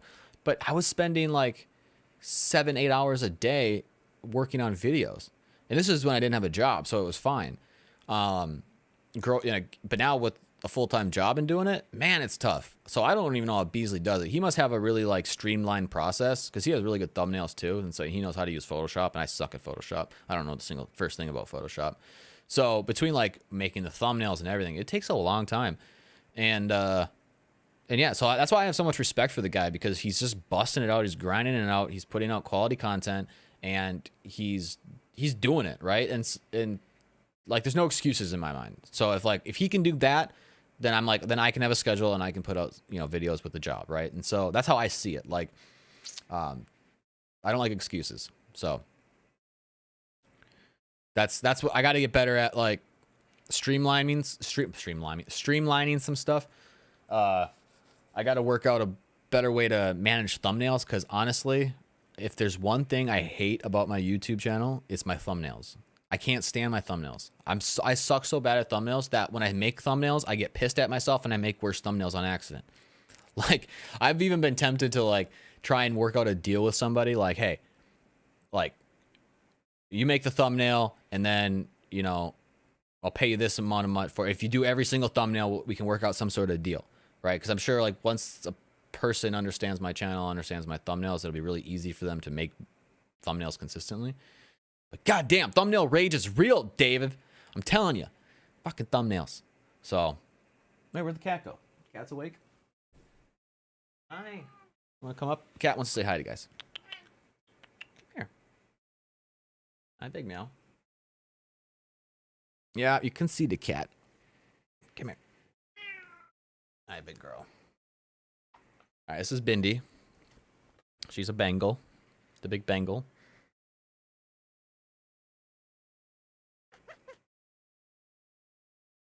Big meow. Can you say meow? Can you say meow? You meow all day, but when I ask you to, you don't. You're doing cat stuff, huh? It's typical cat. Come on, meow meow. Big meow meow.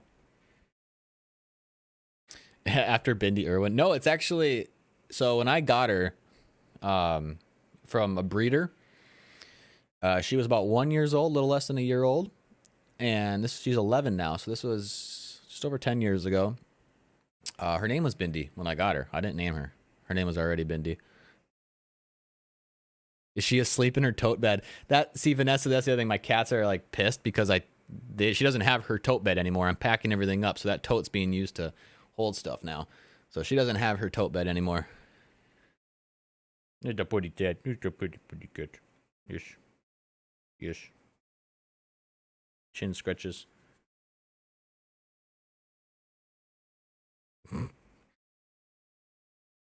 Oh, Jesus. Actually, when I got her, I didn't know anything about Bindi Irwin. I didn't know who she was or anything at the time. Hi. You're so big.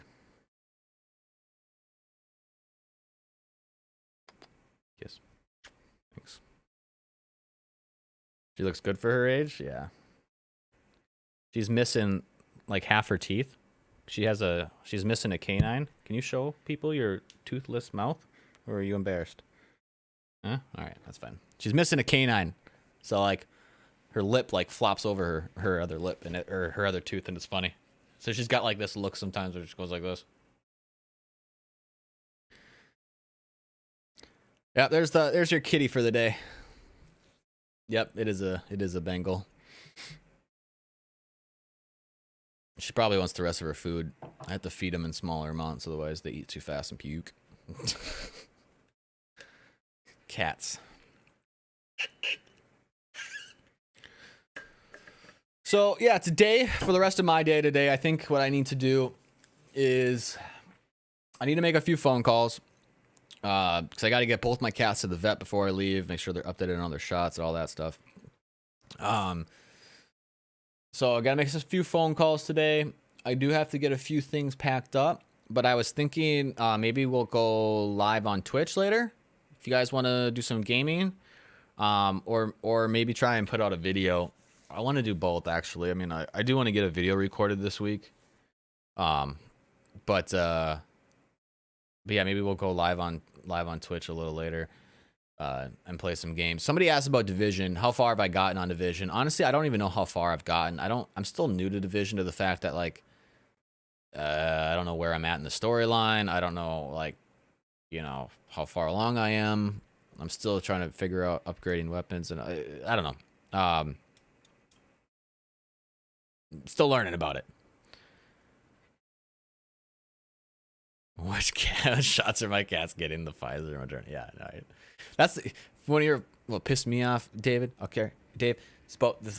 Speaking of that, all right. So Minnesota here. It's just loopiness. Okay, we got the grocery stores open, right? We got Target open. You got to wear your mask in there. We're fine, whatever. But there's hundreds of fucking people in these places, in these stores, right? I just got off an airplane that was fucking. You're all sitting next to each other, anyways, right? We're all fucking sitting next to each other.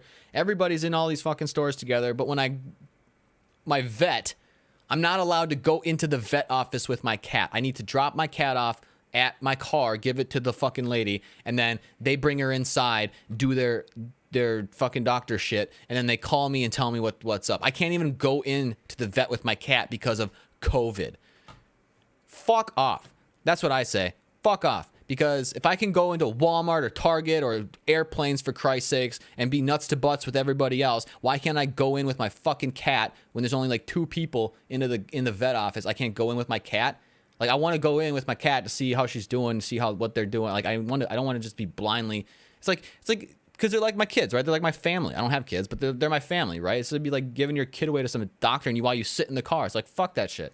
But no, that's how it is because of COVID. And I even asked him.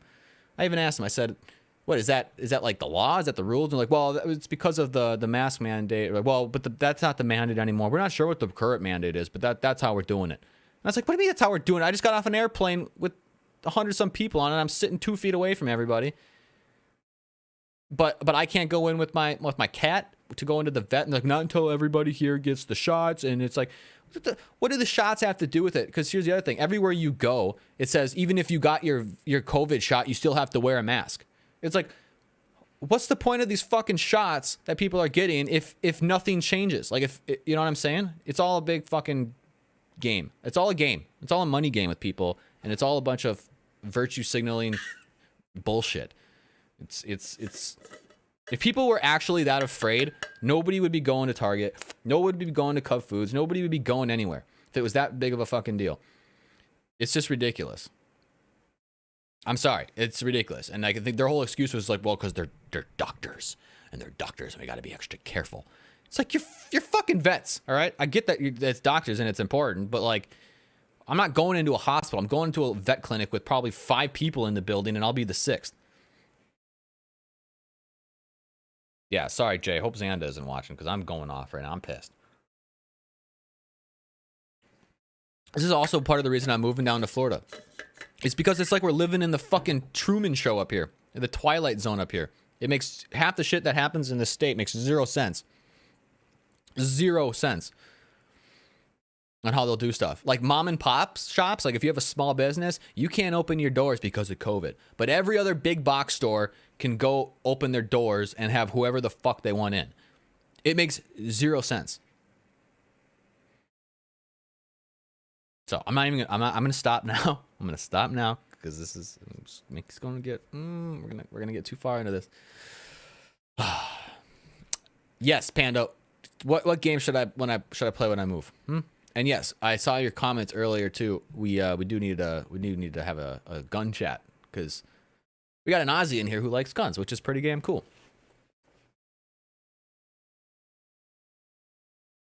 Exactly, NRL. Bunch of fuckwits, I tell you. It's nothing to. Nobody's actually afraid. All right. No, the people who are all uptight about this shit, who are like, wear your mask. Ooh, you can't get, watch 6 feet. Nobody's actually afraid. It's just social currency. It's virtue signaling. It's, I am better than you because I do what I am told. And if you don't do what you're told, then I'm automatically better than you and I can hold it over your head and I can publicly shame you. That's all it fucking is. Nobody is actually scared. It's all about, I am better than you because X, Y, and Z, or because I follow this rule or I follow that rule. By the way, which these rules are made up by people who don't know what the fuck they're talking about half the time. I should literally just start putting out content on my YouTube channel, me ranting about this bullshit. Makes no sense. Nobody's actually afraid. Like, I get it if you're like 98 and you're sick and you're actually afraid of this shit. I get that. I'm not even anti-vaccine. I'm just saying, make it make sense, right? If you're an older person with conditions and you want to get it, fine. But why are we like sticking 8-year-old kids with shit that hasn't been tested? When I see 8-year-old kids walking home from the bus stop by themselves outside wearing a mask. There's a fucking 8-year-old kid walking home with a mask on outside. It's like these kids are being brainwashed, and I feel terrible because like the statistics show, and I can't say this because YouTube. Here's the thing: if you talk about the facts on YouTube, you are at risk for a channel strike, and I got to be very careful here because I do not want to get my channel shut down from going against the grain of YouTube. It's very risky. Yeah, I'm just gonna stop. I'm gonna stop because I don't want to. This is the other thing. I can't even speak my mind freely because I'm afraid of getting my fucking channel shut down. This is what, because there have been tons of channels that have gotten shut down for talking about this. I should save it for Discord. That's a good point. I'll go live on Discord, rant about it. Oh man. Well, and Jay, it's not even that they have to wear masks. Like, you don't have to wear a mask outside. But it's, again, these kids have been brainwashed into thinking like, if I don't wear this mask, I might get sick and die. It's like the numbers. These are the statistics. These are the facts. Because I've looked into this myself. If you're under 30, you are more likely to die from the flu than COVID. Those are the numbers, the real numbers. If you're under 30, you're more than likely, you have a better chance of dying from the flu than from COVID. Facts, period. End of story. Doesn't mean you can't get it. Doesn't mean you can't die. Doesn't mean whatever. But those are the facts, right? So why are kids being held out of school, forced to wear masks, told they have to get vaccines, all these crazy things? We're ruining kids' lives, right? We're socially ruining kids' lives for what? For what? For no other reason than people just want to be told what to do. And if you don't follow the rules or you step out of line, then you're the enemy and you're publicly shamed for it. It's insane. Absolutely insane. And if this fucking video gets a strike and my channel gets striked for this, I don't even fucking care.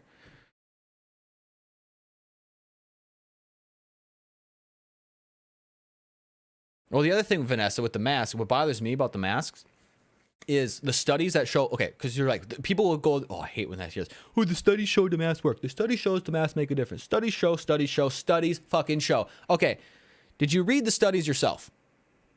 Because I have, like, if you read the studies, because every study, doesn't matter if it's about masks or if it's about pants, all right, the studies have controls. They have guidelines, meaning this is how every time we test something in the study, it has to be done this way. It has to be consistent. Otherwise, the study is faulted because you can't do a study with all variables all over the place. It doesn't work. Right? That's science, period.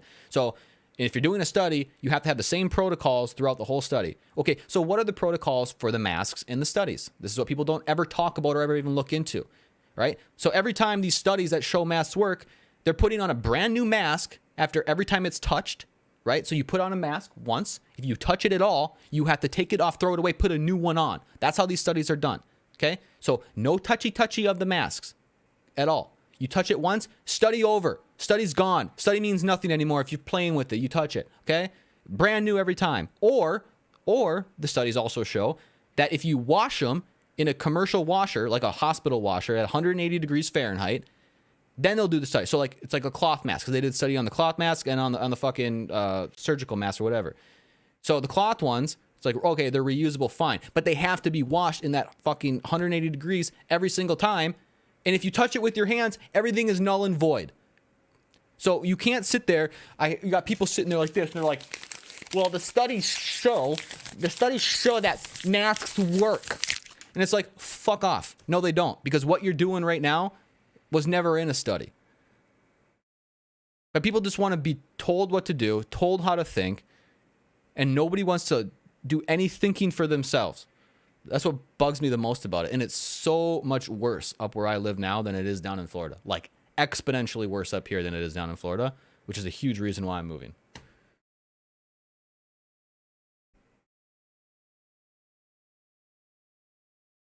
And here's the other thing about the Fauci. It's like, I don't know if anybody's thought of this, but you realize they have one fucking guy running the world right now?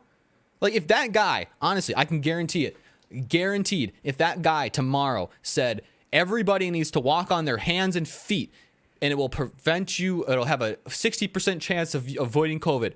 Sounds stupid. But if he said that tomorrow, I guarantee you there'd be at least 1 million fucking people doing it. You got one guy that anything comes out of his mouth, it's like Simon fucking says, and people will do it. Nobody will question it. Nobody will look into it for themselves. Nobody will think for themselves. Doesn't matter if any other scientist or any other doctor says differently. If one man says something that you have to do, everybody fucking jumps and does it.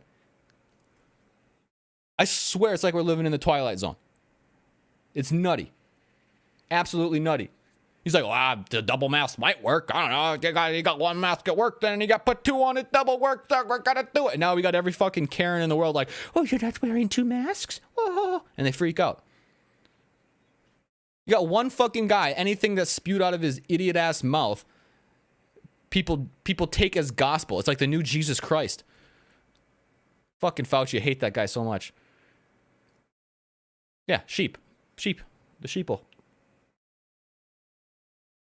This video, oh my god, if it doesn't get taken down, I'm gonna be a lucky son of a bitch.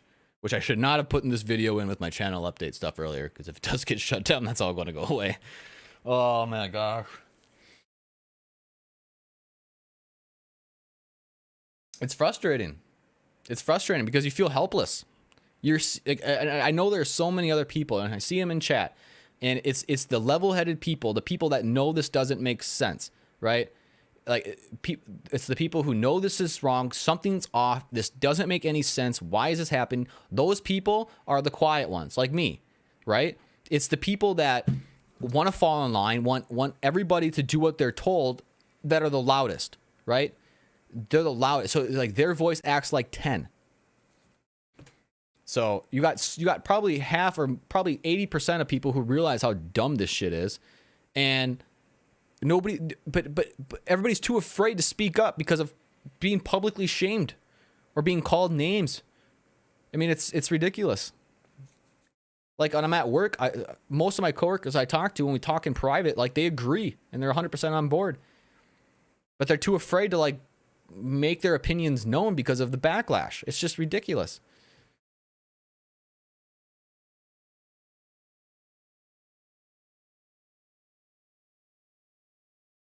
Yeah, that's a good point, Dave.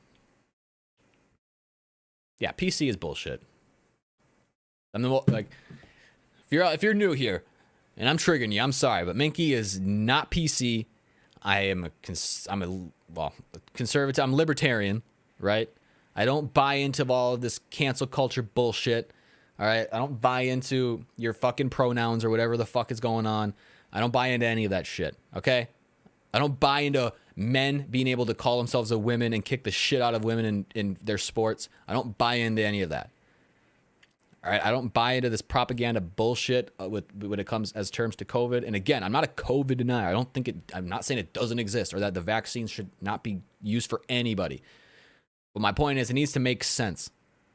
Make it make sense, and we can talk. But if you can't make it make sense, you're a fucking idiot. All right? That's how I see it. Yeah, PC, principal PC, or what it was like. Was it the gym teacher in South Park that was PC?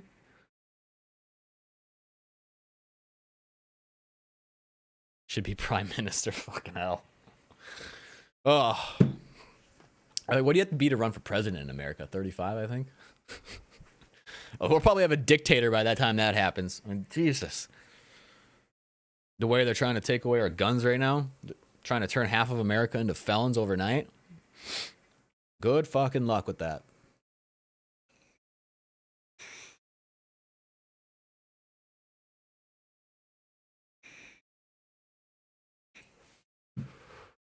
PC principal, that's what it was. Dingo's attack. No, I'll look at Dingo's attacks, okay? I'm ranting about the current state of our world. I don't want to look at wild dogs right now, okay, buddy? I will look at some wild dogs later, all right? I love you. Yeah, you're right, Panda. No, they're trying to turn millions of gun owners in America into felons, and I got 3 words for you. Oh, I got 4 words for you. I can't. Menke can't count. Come and take it. All right. Good fucking luck. Come and take it. See what happens. And that's basically the message from 60% of Americans. Come and take it. Exactly, Cooper. Don't even care. You guys are just triggering me today because you're going to get me started on the guns. And I don't want to do it. So we'll be here for another hour. Yeah, gun control makes no sense. Here's the thing. Anybody who actually like, even if you don't like guns, right? And that's fine. If you don't like guns, that's fine. If you think, oh, they're scary, I don't want to shoot them, that's fine. Cool. No problem with that if you're not a fan of guns. But anybody who whether you're a fan of them or not, anybody that actually looks into the numbers, looks into the real statistics, like actually spends time diving deep into the subject, will realize how stupid the gun control argument is and how stupid some of these laws they're trying to pass are and how they make absolutely zero sense. Because everybody pretty much so far that I've talked to about guns that are anti-gun, who are like really emotionally mad about it, like, and that's where a lot of mean comments come on my videos, is when I do a gun thing or whatever. People get pissed. And I'll get like whole like novels about their life story and why that justifies why guns are bad. So, but none of those people, not a single one, has spent like a day or two just deep diving into the subject. And that's what people need to do. Whether you like them or not, you can still say, they're not for me afterwards. That is fine. But dive deep into the subject, because these are what laws are being passed around, right?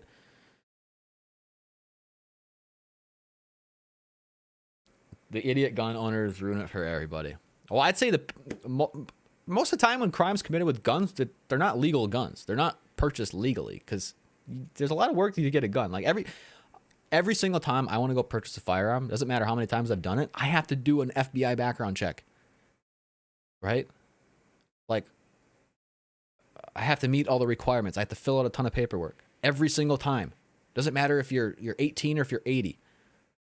You have to do it every time.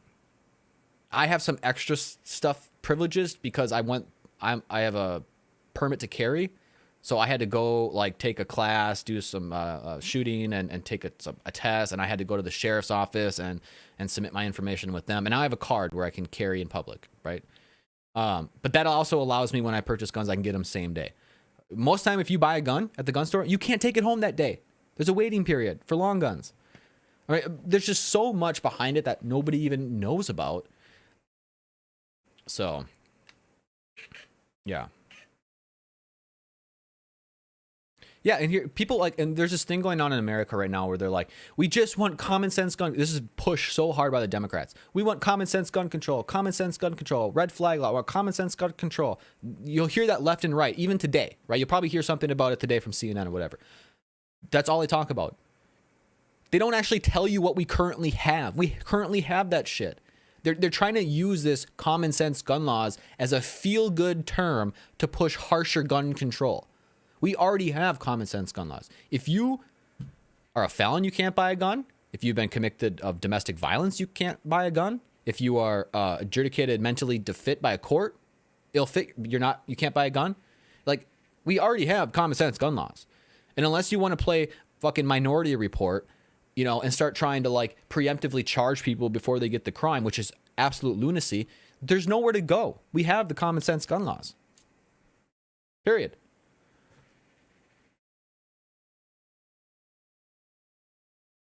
You know what else I heard? I heard in Australia only 1/3 of the guns were actually turned in during the buyback. So you guys still have a fuck ton of guns over there. They're probably all buried under the ground. You know what's a big win though, guys?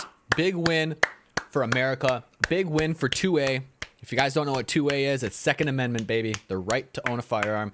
Big win for the 2A community, for gun owners in America, because Texas became, I think, either the 11th or 12th state to pass a law where you don't need a permit to carry.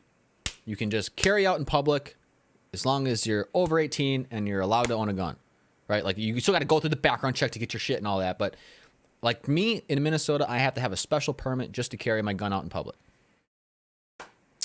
In Texas, you don't have to anymore. You can carry that shit out. And it sounds scary, right? To a lot of Australians who've never held a gun, who've never seen a gun, who've never shot a gun. That sounds scary as shit. Right? It's like, oh my God, everybody walks around with guns. And every time somebody gets in an argument, they just start shooting each other. Oh my God, it's madness in America. I would never want to live in America. Everybody just has guns and it's just bah, bah, bah, bah, pew, pew, pew, pew. And it's not how it is at all. Okay? It's not how it is at all. Because if that's how it was, you would have millions of people in prison the next day. I mean, it just doesn't work. But this is a certifiable fact. The states with the loosest gun laws, right? Which means like Texas, where you can just carry without a permit. The states with the loosest gun laws have the lowest crime, violent crime, the lowest violent crime. I'm not talking about gun crime, lowest violent crime. Because gun crime means nothing, right? And this is always the argument that I get from Australians is, well, ever since the gun buyback in our country, gun crime has gone down. Well, yeah, no shit. No shit. You took away a third of the surplus. No shit, it's gone down. It doesn't mean anything. Has violent crime dropped? That's the key. Because if I commit a violent crime, whether it's with a gun or a knife, it's a violent crime. Okay? So, yes, gun crime may have gone down, but just because I replaced the gun for a knife, the crime itself hasn't gone down. So I hate that argument so much. I really do. I can't stand it. Because this whole, well, gun crime dropped. Well, sure. When you take away everybody's kitchen knives out of their home, knife crime will drop. But people will start stabbing people with forks.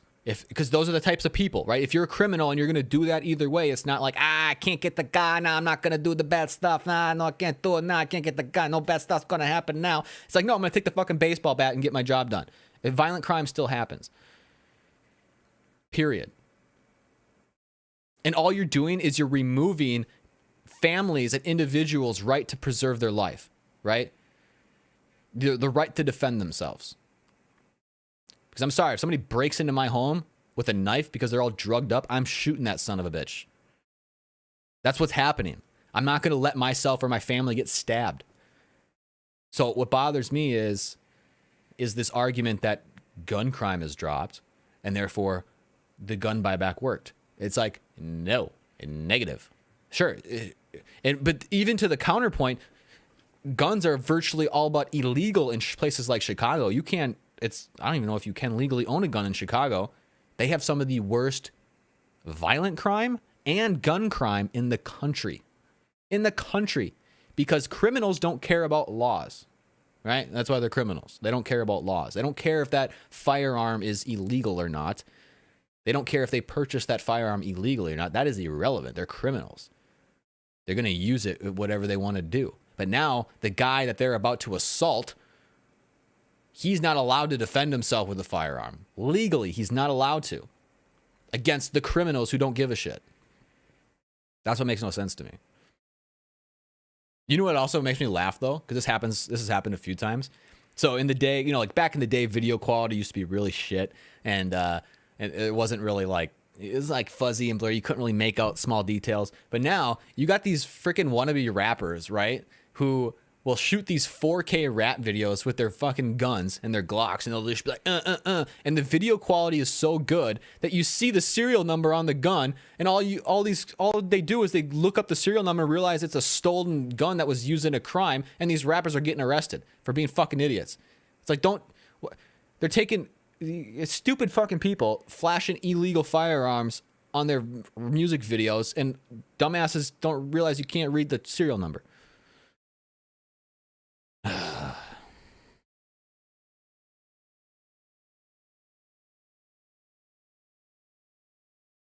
Stupid. I hate the mass shooting argument too. I'm sorry, Dave, but I do. Mass shootings are like 0.0 whatever % of all gun deaths ever in this country. Like, it is such a minuscule thing.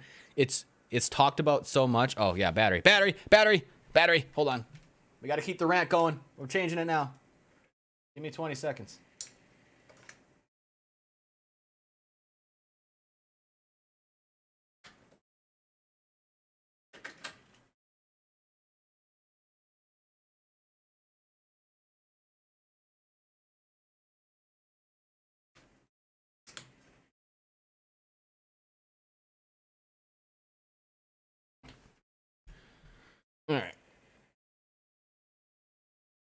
we're back in this bitch.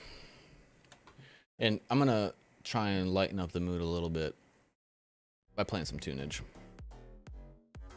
All right, let's get back to the rant. Okay, guys? Let's get back to the rant. We'll get some chicken salt in a little bit. I don't like the mass shooting argument at all. I'm sorry, I don't. They're terrible. Absolutely fucking terrible. 100% terrible. Thing is, mass shootings, 99% of them are committed with handguns. The same shit that's back there. Are you going to ban all handguns? Because good luck in the country. Good luck. The problem is, the media only focuses on the worst of the worst. Right? There was a mass shooting in Texas. Never mentioned once on the news. Never talked about anywhere. You guys, I guarantee you guys never heard about it because it didn't even make our news.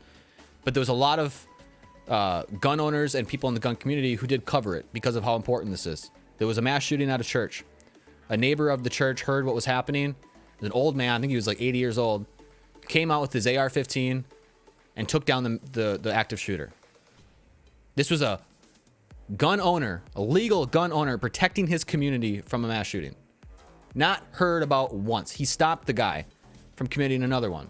I'm sure some of you did, because it did pick up some steam because of how much it was being covered privately by individuals, but I never saw it once on CNN, on Fox, ABC, any of these things. I didn't see it. There are so many cases of defensive use of firearms that stop crimes, that stop shootings, that stop bad guys from responsible, good gun owners, legal gun owners. And I bet you guys didn't know this number. So I'll break down the numbers for you. And this is what makes it make the most sense for me. All right. Every year there are about 35 to 38,000 deaths from guns, right? The gun caused the death. Terrible number. It seems high, but you also got to keep in mind we have over 350 million people in this country. So 38,000 seems like a lot. 70% of that 38,000 are suicides. Okay? They're not actually crimes. They're deaths by suicide where the gun was taking the person's life. That sucks. That's terrible. That's like, I don't remember the exact number, but it was like 20,000 or so of those 30-some thousand are suicides, which sucks. And that's an issue that we need to also look at of mental health and how to stop people from getting to that point. But I've struggled with depression, and I know people who have too. And the gun isn't the thing that's going to decide it for you. All right. If it's not a gun, it's going to be something else, whether it's pills or whether it's, anything. If you're at that point where you're willing to do that to yourself, the gun isn't the thing that's making or breaking it for you. And it's sad to say that and to talk about it like that, but it's the truth. So let's take away those 20-some thousand from the statistics here for a second, and we can talk about the actual gun deaths as a result of crime. About 15,000 every year. People die from guns as a result of some sort of crime or accidental discharge or whatever it is, right? Somebody, ricochet, something happened bad. About 15,000, which seems like a lot, but when you relate it to the actual population, it's really minuscule. So we got the number. 15,000 people die from guns that aren't suicides, okay? That sucks. Now, how many people are saved every year by defensive use of firearms? Because these numbers are from the FBI. A defensive use of a firearm could be someone breaks into your home with a knife and you shoot them because they're going to kill you. Or somebody comes at you with a gun, you shoot them because they kill you, or they're going to kill you. Or somebody, whatever. You create the situation in your head. My point is defensive uses of firearms. You're protecting yourself or your life or your family's life with your own firearm. What do you think the numbers on that are? I'll tell you. Between 500,000 and 3 million lives are saved every single year as a result of defensive use of firearms. So you have 15,000 deaths from firearms, from bad people or whatever. And then you have, let's even use the low number, 500,000 people saved by using their firearms defensively. All gun control does is take away the 500,000. Because these over here are criminals committing these crimes. These are criminals doing bad things with guns. All gun laws do is take away the good people from being able to protect themselves. So you lower that 500,000 number and you do very, very little to this $15,000 number. Or 15,000 person number. The numbers just speak for themselves. And that 500,000 doesn't even take into account whether somebody brandishes their firearm or not. So, for example, there could be, two guys walking up to you, and you're in an area by yourself. It's dark, it's whatever, and they're gonna come up to you and assault you, maybe rob you, maybe kill you. You don't know, but you show them quick as they're coming up to you. You say, "Hey, back away, back away." They don't back away. You show them that you have a gun. You don't even have to draw it on them or anything. You show them they have a gun. They walk off and they'll leave. Right? You just prevented a crime or an assault or whatever by brandishing. Those numbers aren't in the statistic. Okay? So even if you were to even think about adding those, the number would be even higher. So my point to all this is all you're doing, all gun laws do, whether it's Australia or whether it's America, is they just remove law-abiding citizens from the means of protecting themselves. That's all it fucking does. That's all it does. Criminals have no problems getting their hands on guns. And the other thing with America and Australia is in the same boat because of your geography. Australia is its own kind of continent, right? Let's say you did, hypothetically, make all guns illegal in the United States, right? All guns are now illegal in the United States. Boom. Law passed. What do you think the cartels in Mexico are going to do? They're going to throw a goddamn fiesta for the fucking next month, all right? Because they just had a huge new business opportunity open up, right? Gun trafficking across the border. That's going to be the next big thing if they ever get rid of guns in the States. I mean, first of all, you can't get rid of 500 million guns or whatever it is, for one. But let's say you made them all illegal, right? Now, the cartels have been struggling because of legalizing marijuana in the United States. A lot of states have legalized marijuana. The marijuana they can grow in these states it's way better than the shit that was coming from Mexico. So the cartels in Mexico have lost a lot of money from drug running. What have they switched to? Human trafficking. This is why over 10,000 people have crossed the border between January and March. Over 10,000 people crossed the border in less than 3 months illegally, and they were let in. Every person that crosses the border, that gets trafficked across the border, they have to pay to do that to the cartels, right? What do they call them? Coyotes that transfer them across. That's their big market now. Human trafficking is the big market for the cartels. They still do run drugs like heroin and other stuff, but the biggest income for the cartels is human trafficking and drugs. Now, let's say you get rid of guns. They're just going to start shipping guns across. It's a lot easier to ship guns across than it is people. Guns will never go away in the fucking country, period. All you're going to do with any sort of gun laws is just take them away from the people that legally buy them, that go through all the fucking paperwork, that go through all the background checks, and go through everything to be able to own one, to get vetted to own one. Those are the only people that you're going to be affecting, which this is what bugs the shit out of me. And this is why I have never heard a convincing argument for gun control. Not a single one. Yeah, Biden's still building the wall. But here's the thing. They won't word it that way. They won't word it that way. Miss B's in the house. Miss B, how are you doing? I haven't seen you in a while. I hope you're doing fantastic. Glad you're checking out my goddamn rant before you go to bed. I just did a live stream to talk about the channel updates and where I've been in life and all the stuff that's kind of going on and the new stuff coming up. And then we got sidetracked, and 2 hours into it now, we're ranting about COVID and guns. So that's usually what happens on my live streams. I end up getting carried away and sidetracked. And yeah. And I won't be surprised if I lost 10 subscribers on this video, because that's normally what happens too when I start talking about this shit. But I don't care, okay? I don't care, guys. These are my feelings, all right?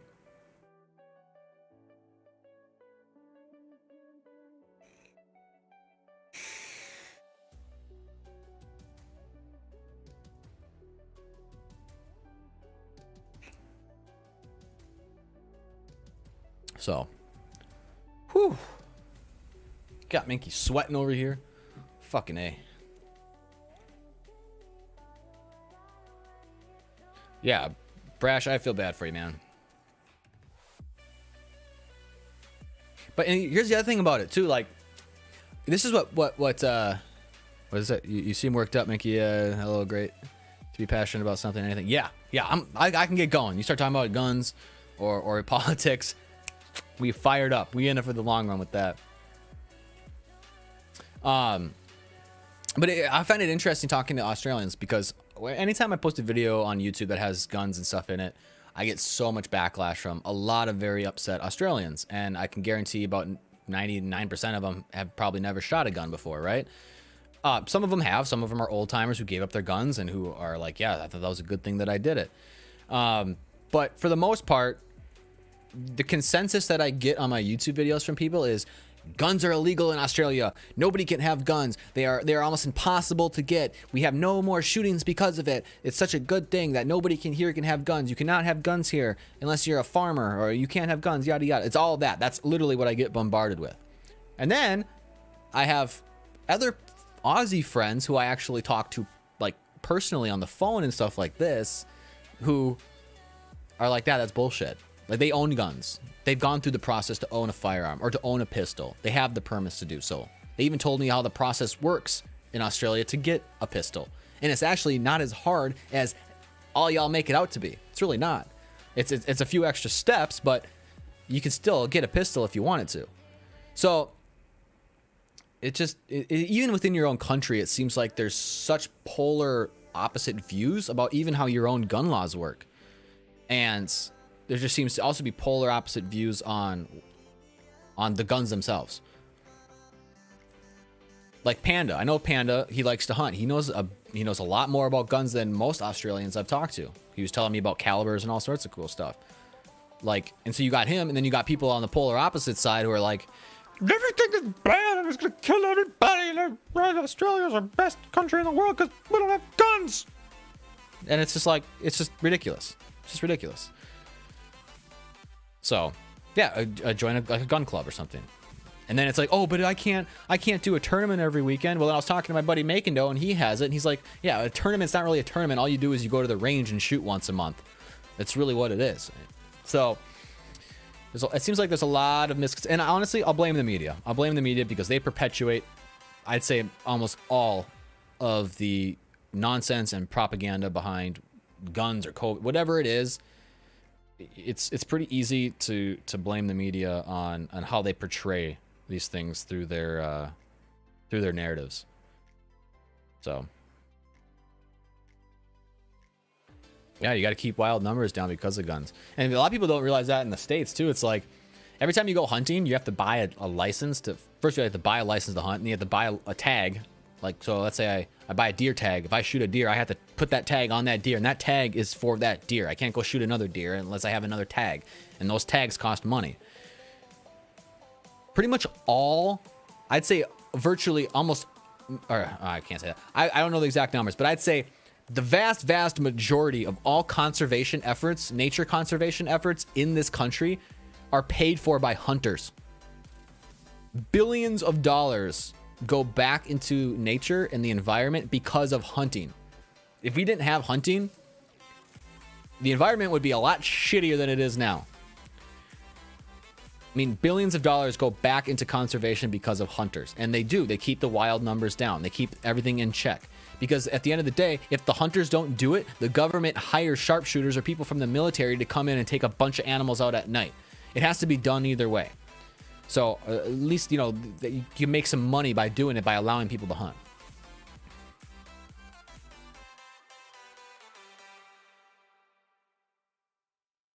Yeah, Panda, that doesn't surprise me. The numbers got that high, and they have to hire the hunters to do it. Where that if they could literally just have tags, a quota every year, and this is, But you get that a lot of times from like the anti-hunter people, the vegans, or hunting's so bad. And it's like, well, shut the fuck up. You don't realize how many animals are killed when they plow your soybean field so you can eat tofu. You know how many rabbits and fucking rats and baby deer and all these animals die when they plow these massive fields to get your soybeans so you can eat your tofu. Your tofu has blood on it too, buddy. So at least when I hunt, I spend a lot of time finding one animal, and I know all about that animal, and I do as much as I can to ethically take down that animal. But you'll see the same arguments like hunting's so bad. But those same people who think hunting's bad also are like tree huggers. They love the environment so much, and they don't realize that hunters foot the bill for the environment to be the way it is and to get better. Yeah, rabbits too. I mean, these giant fucking $1 million+ tractors that plow these fields, they have no discretion. They're not stopping for every little critter that walks in that field. And fields are a great place for animals to live in. They provide shelter, they provide food, they provide, you know, a warmer area or a cooler area depending on the environment. So I don't get the arguments with guns, with hunting, with any of that shit. It doesn't make any sense to me. Like, make it make sense. Again, make it make sense. Come find some facts for me to prove it wrong. But I mean, here's the thing. Like, I've met vegans who aren't against hunting or whatever. They're just in their personal life. That's what they want to do. They want to be vegan. That's fine. And I have nothing against that. I don't care. I think it's weird. I think vegans being a little weird, but I don't have a problem with that. But the minute somebody tries to come at me and saying what I do is wrong and I am better than you because I live my life this way, it's like you can piss off because you don't know what you're talking about.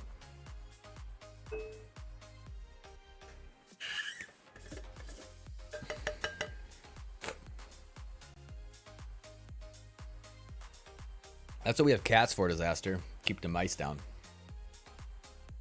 Actually, fun fact, I looked into this a while back, and I think cats like murder like 3 billion birds a year. Cats will murder 3 billion birds a year, and the majority of the time they don't even eat them. They're just murderous animals. They just do it for fun. Just do it for fun. Yeah, Miss B, I got my hair did. You've been away too long. Menke got his hair did. And I got the color in the bottom there. Little my hairdresser called it sun kiss. Sun kiss. Okay. Look at that. Yeah, the hair in there. Yeah, big time virtue signalers. You'd eat cat? Fuck that. I wouldn't eat a cat. Well, here's the thing. If I had to survive, I'd eat about anything, right? That would get you through it, but I ain't going out of my way to.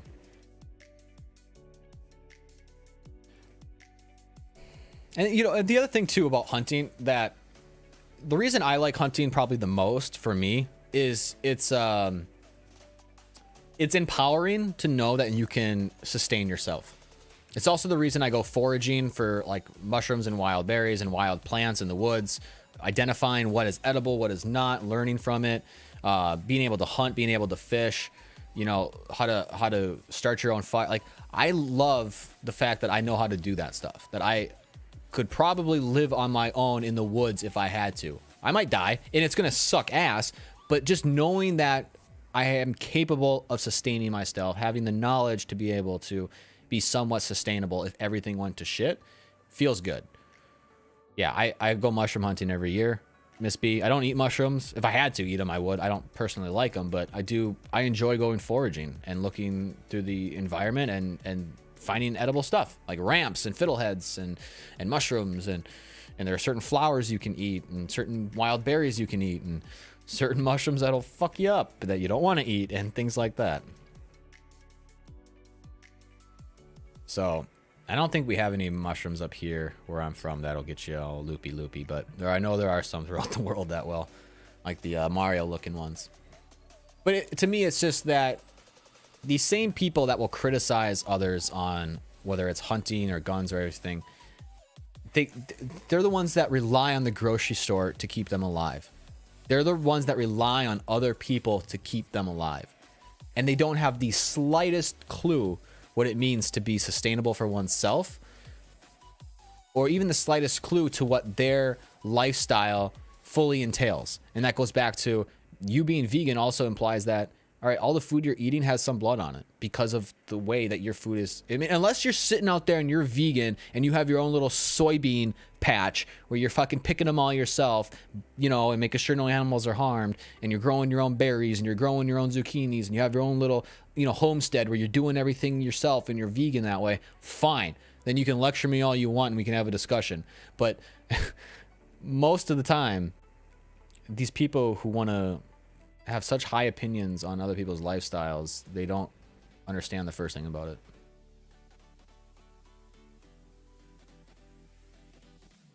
Miss B, yeah, I'm on a rant today.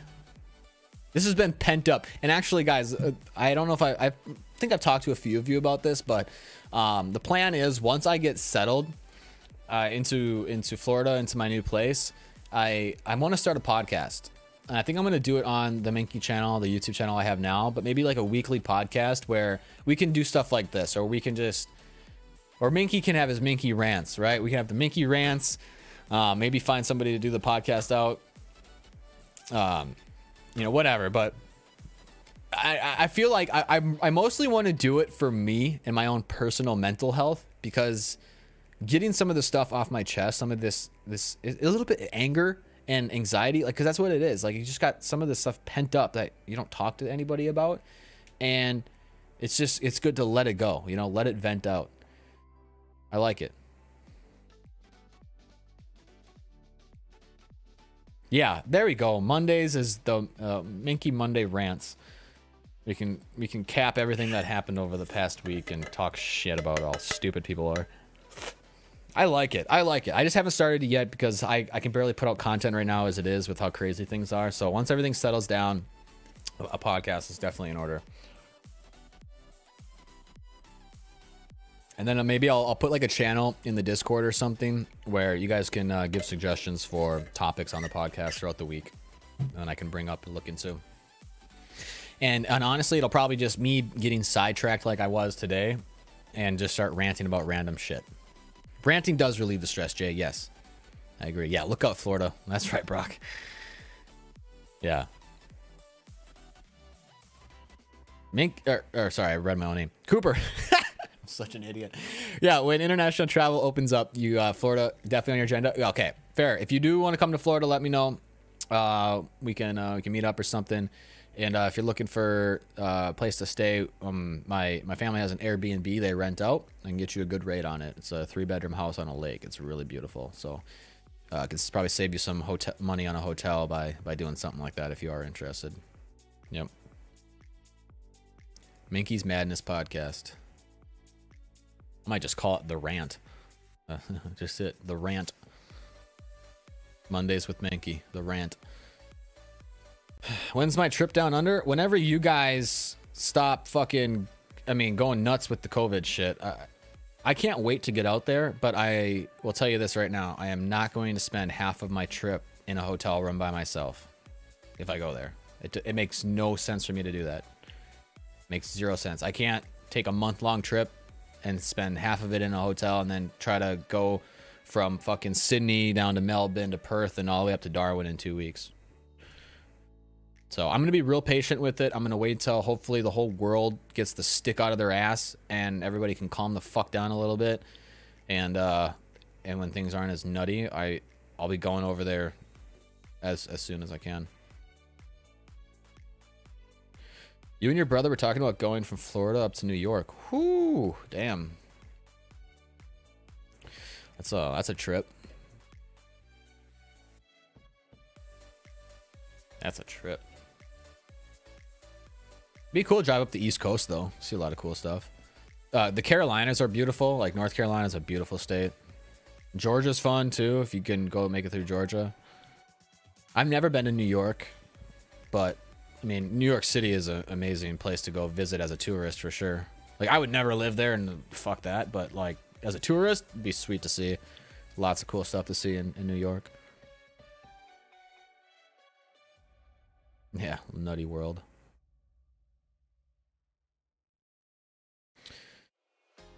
Yeah, if it's 2024, then that's what it is, you know? That's what it is. And we'll have plenty of time to raise money in the GoFundMe and get out there, but I don't want my first time to Australia to be a bad experience because of fucking COVID. I honestly don't. I really don't want to go there and then just be upset with how the whole situation is and have it be a bad experience. I would much rather just wait, be patient, build the community like we talked about, and then just, I feel like that will make it better getting there. It'll make it sweeter, like a fine wine letting it age, okay? I'd rather do that than to just try to get over there as soon as I'm able to and then spend all this time in quarantine bullshit or whatever and have people like, I've had people even comment on my shit saying, I hope you never come to Australia. You're going to kill everybody with all these Americans not doing yada yada. They're just going to kill the rest of the world because of COVID, and we don't want you here because of yada blah, blah, blah. And I know they're talking out their ass and they're just a bunch of fucking scared Karens, but my point is, I just want everything to calm down a bit. Everything just to fucking mellow out a little bit. Everybody's so uptight. Everybody's so fucking pissy. Right? Don't want to do it. We'll wait. We'll wait.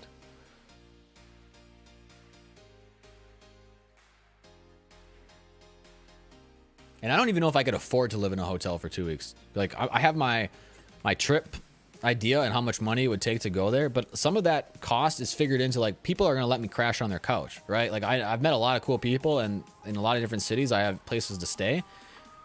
I can't, that whole budget goes out the window if I have to spend half the trip in a hotel that costs $130 a night or whatever it is. I mean, that's just, right there, that's $3,000.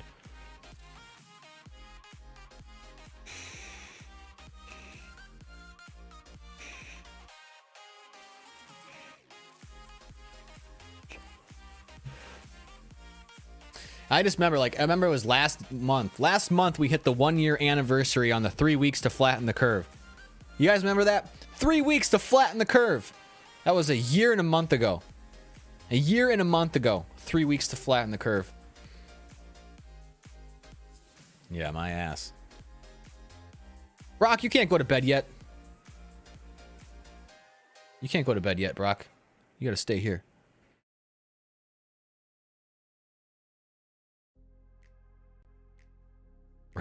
Raptor, what did you do?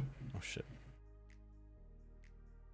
What am I vaping for? No, it's just a normal e-juice. I make my own e-juice for these because it saves a lot of money. Because like e-juice became like almost the same price as cigarettes. Like if you broke it down, it's insane how much juice costs now. But I've been making my own e-juice for like the past 4 years. And honestly, I can make like 5 days worth of e-juice, and it costs me just under $1 to make it. You were to buy that same thing at a store, it'd be like $30. Strawberry freeze, that's it. That's it.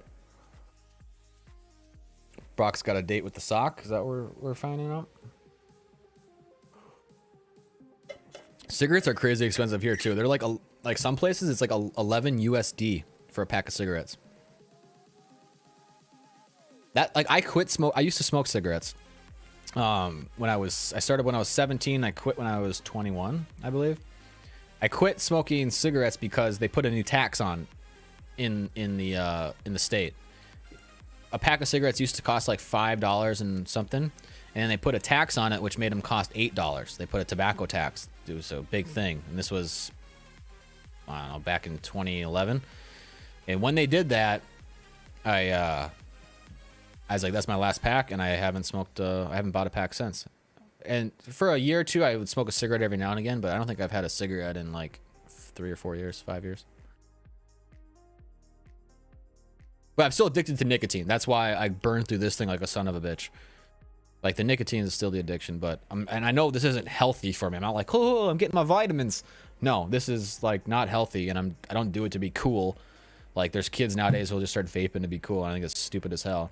But I'm actually like addicted to fucking nicotine. And fortunately, nicotine isn't actually dangerous unless you like take too much of it. Like, small amounts aren't actually dangerous to people if you look into what, like, nicotine stuff. But I know, you know, vaping or smoking or having anything going to your lungs that isn't air isn't healthy, and I get that. I understand that. So, but it's like, you know, not as bad as smoking. And I notice it too, because like when I smoke cigarettes, I get so groggy all the time, and I'd be like, ugh. And I stunk. That's the biggest thing. Like, I stunk. And when you smoke, you don't really realize it, but once you quit smoking, you realize how stinky that shit is on people. Like, when I was looking for apartments in Florida, I walked into this one apartment building. It was kind of a shithole. It's a big complex. And I was like, took one sniff, and I'm like, is smoking allowed here? And they're like, no, but we have some older in there. I know people are smoking in it. Raptor, don't be sorry. What are you sorry for? If you were stirring the pot, I didn't notice it, and that's fine. I don't care. You get special pot stirring privileges, you freaking legend. I wish I could make your name gold on chat here, but I can't. Just smoke weed. Yeah, that'd be good.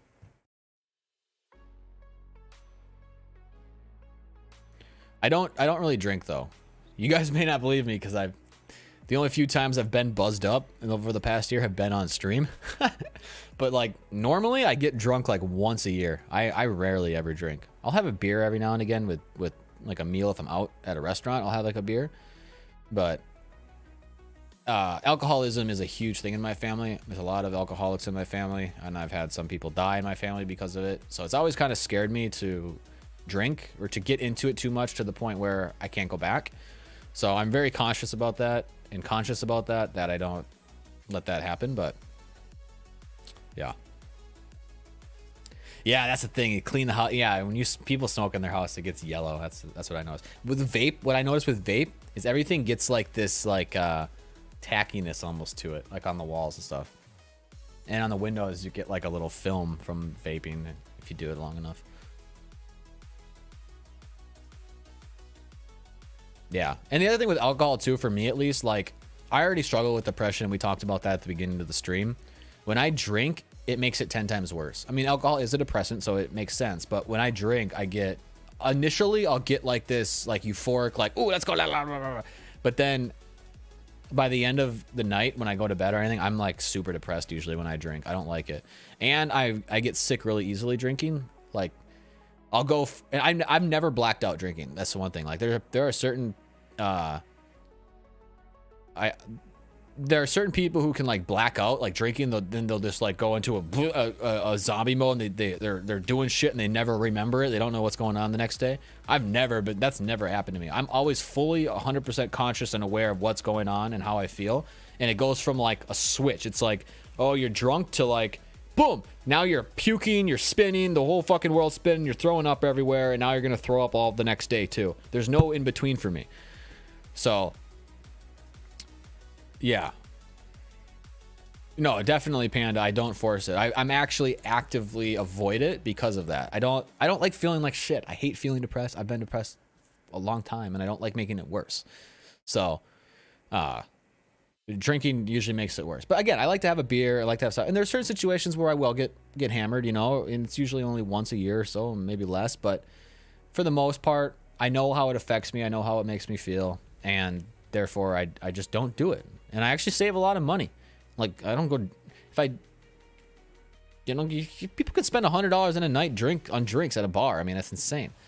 So I choose not to do that. No, I'll smoke some weed every now and again. You know, I'd prefer that over drinking 100 times out of the day. But on my birthday, my last birthday, are you talking about my 30th birthday or my 21st? Because on my 30th birthday, I didn't have a drop of alcohol. I was packing on my 30th birthday. All day I was packing. I went to work on my 30th birthday and I got home and I packed. That's what I did. Oh, I'm sorry to hear that news, Paige. Yeah, that's unfortunate. I'm sorry, buddy. I hope he gets better. I've had a couple great uncles die from it. I've had, you know, family members have gotten diabetes from drinking, and yeah, I just know, and I've had aunts in treatment. I've seen too much negativity around it that I just never had the desire to like be drunk all the time. I'd much rather smoke some weed. I'm just gonna be honest.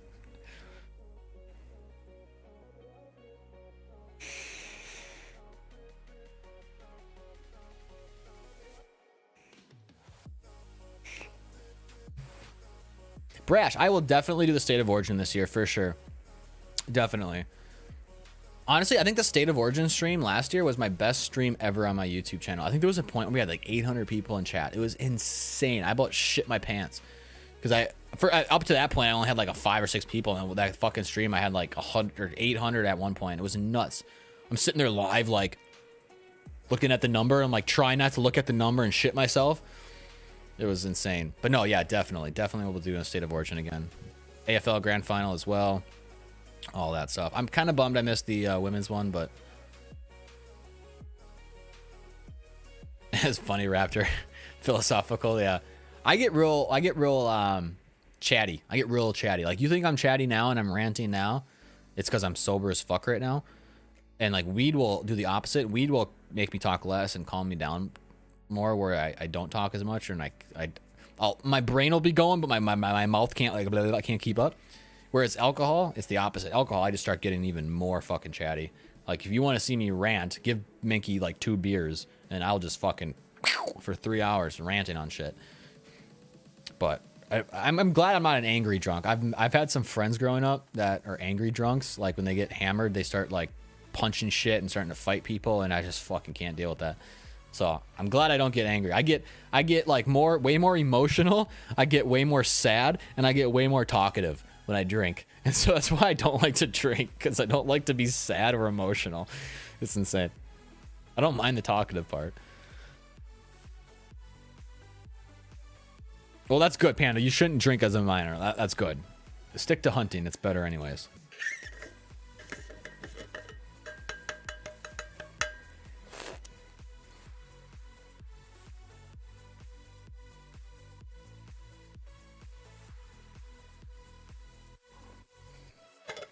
Dude, I'm glad I got that hat back, Jay. Honestly, I wish I could have recorded that situation. That was the worst storm I've ever been in. Just being outside in a storm. That was the worst storm I've ever been in. And we were on a goddamn boat on the water. It was so fucking sketchy. My phone almost broke because it had got so much water in it, because it was in my pocket, and like I was dripping from head to toe. It was insane. And the hat literally just like, so imagine we're facing this way, right?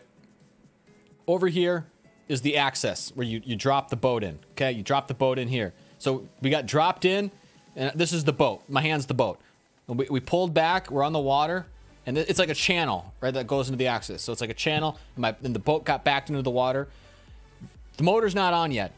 Right when the boat got backed into the water, storm from this way. So coming behind the boat, just boom, just hit us. Like, you saw it coming through the channel, just wind and waves.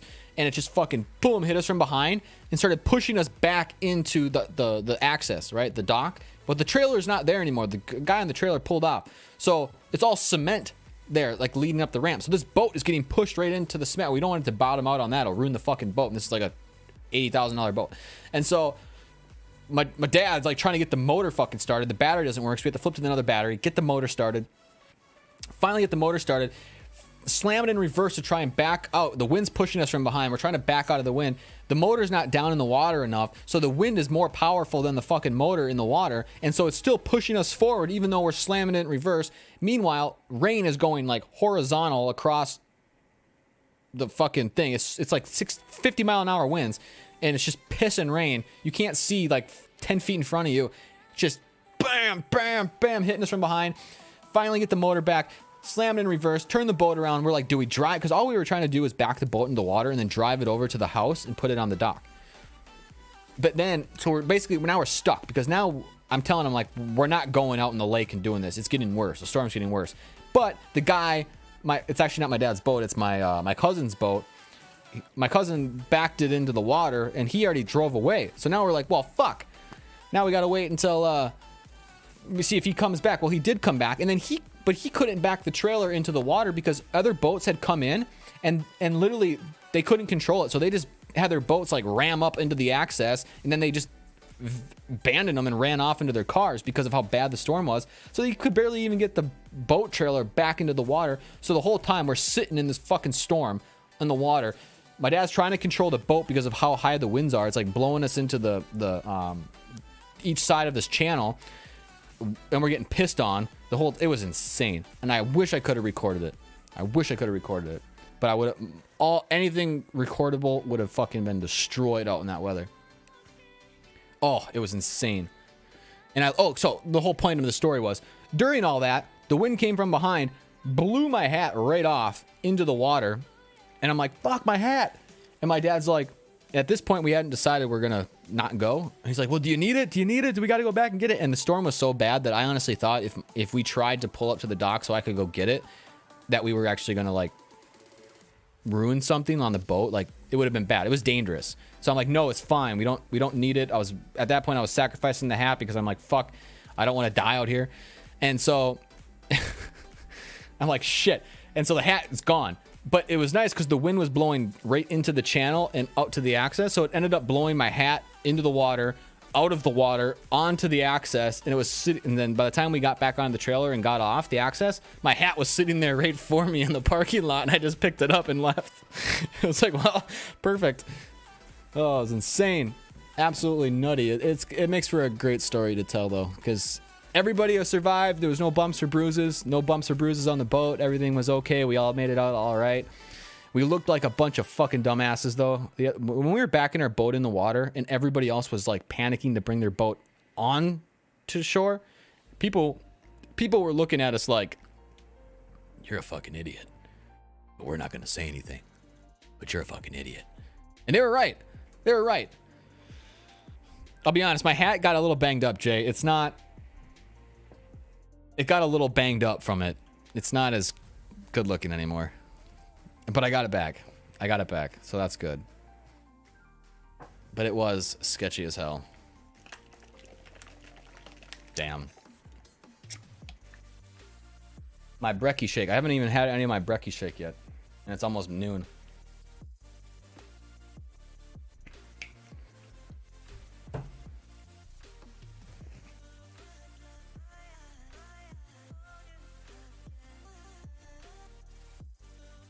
Oh, I'm sorry, news page. Well, here's the thing. It wasn't the ocean. It was a lake. We were on a lake. So it wasn't the ocean. And the water wasn't that deep. All right? It was probably maybe 10 feet deep. It wasn't that deep. So, don't be too worried about it. The hat got weathered, yeah. The boat's fine. Yeah, the boat's good. Yeah, everything's good. And again, it wasn't my boat. It's not my dad's boat. It's my cousin who lives down there. It's his boat, and it's his offshore fishing boat. So he'll take that thing 80 miles offshore in the ocean and go fishing. It's a nice boat. It was insane, though. It was the VB hat. He wouldn't have cared. Dude, and that thing, when it came off my head, it flew 30, 40 feet before it even touched the water. That's how fast these winds were. It just literally went... It was gone, sideways. It was sketchy as fuck, especially for a Minnesota boy who doesn't have to deal with that shit. I mean, we get storms up here, we get tornadoes up here and like that, but I've never been on the water with those kinds of winds. Even my cousin who lives down there said that was nuts. He's like, that was nutty. The storm just kind of hit it was 1 minute nothing, and then the next just bam, 50-mile-an-hour winds.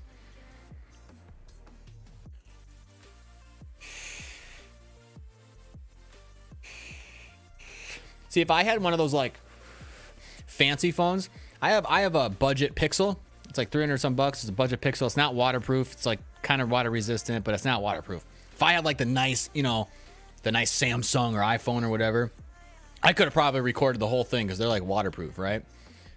Oh man, that would have been good. I really wish I could have done that, but there's no going back to that.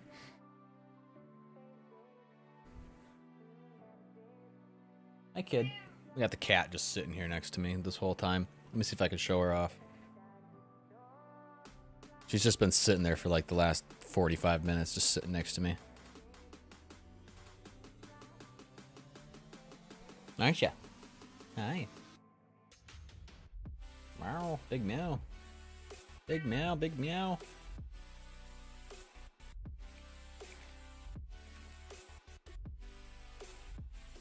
Boat's good, people, man. Yeah. You got seasick on a pond? That's funny. Yeah, Bindy's a good meow meow. That's why I call her Big Meow. She's the big meow. How many comments do you get per second? So I have a slow-mo chat on. It's every 2 seconds you can send a comment on the chat. And that's just to avoid people spamming a single letter or a key. It makes it easier for me to catch it. I didn't want to do it. I'm not doing 5 seconds. I can, I figure 2 seconds would be enough time for people to type in between their comments. But, it helps avoid the massive spam, and it makes Jay's job a little bit easier if that happens. I wish I could give you special privileges if I could, Raptor, but... Hi, Big Meow. You hungry? You're like, Dad, get off your fucking stream so you can feed me, you bastard.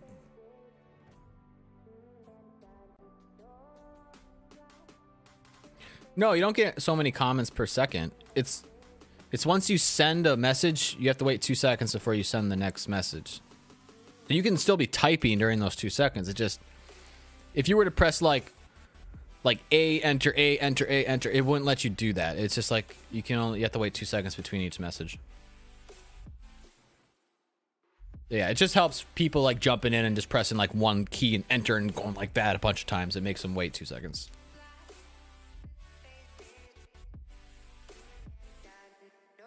Call them what they are, wankers. Yeah. Bunch of cunts. Huh? Actually, I have this funny video I'm going to do. I saw a brief bit of it, but I wanted to save the rest of it for the reaction. But it was, what was it called? Like how Australians talk to each other or something like that. It's just a bunch of Indian guys talking shit. It's hilarious.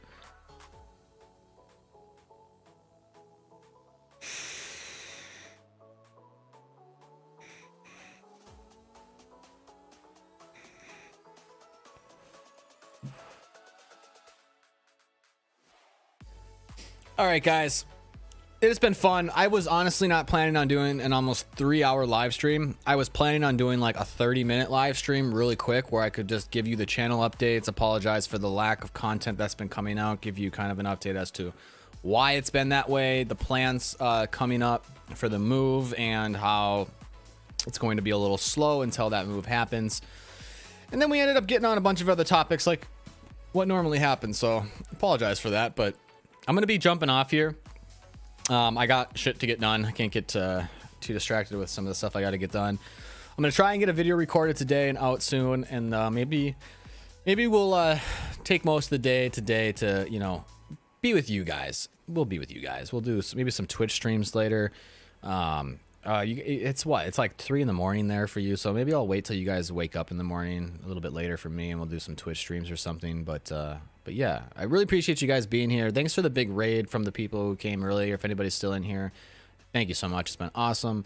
Thanks for all the support. Thanks for being understanding with what's been going on lately. And if you have any, you know, suggestions on videos and stuff, again, I do have the video suggestion channel in my Discord. I do keep an eye on those, and I do add stuff to the list to do videos on. So if you've posted something in there a long time ago and you haven't seen a video on it yet, it might happen, and you can always post it again. But I have a whole like playlist on YouTube that's private of all the videos I want to react to. So I do keep a list of stuff. And thanks, Jay. If you haven't yet, if you're still here, hit that like button. Consider subscribing.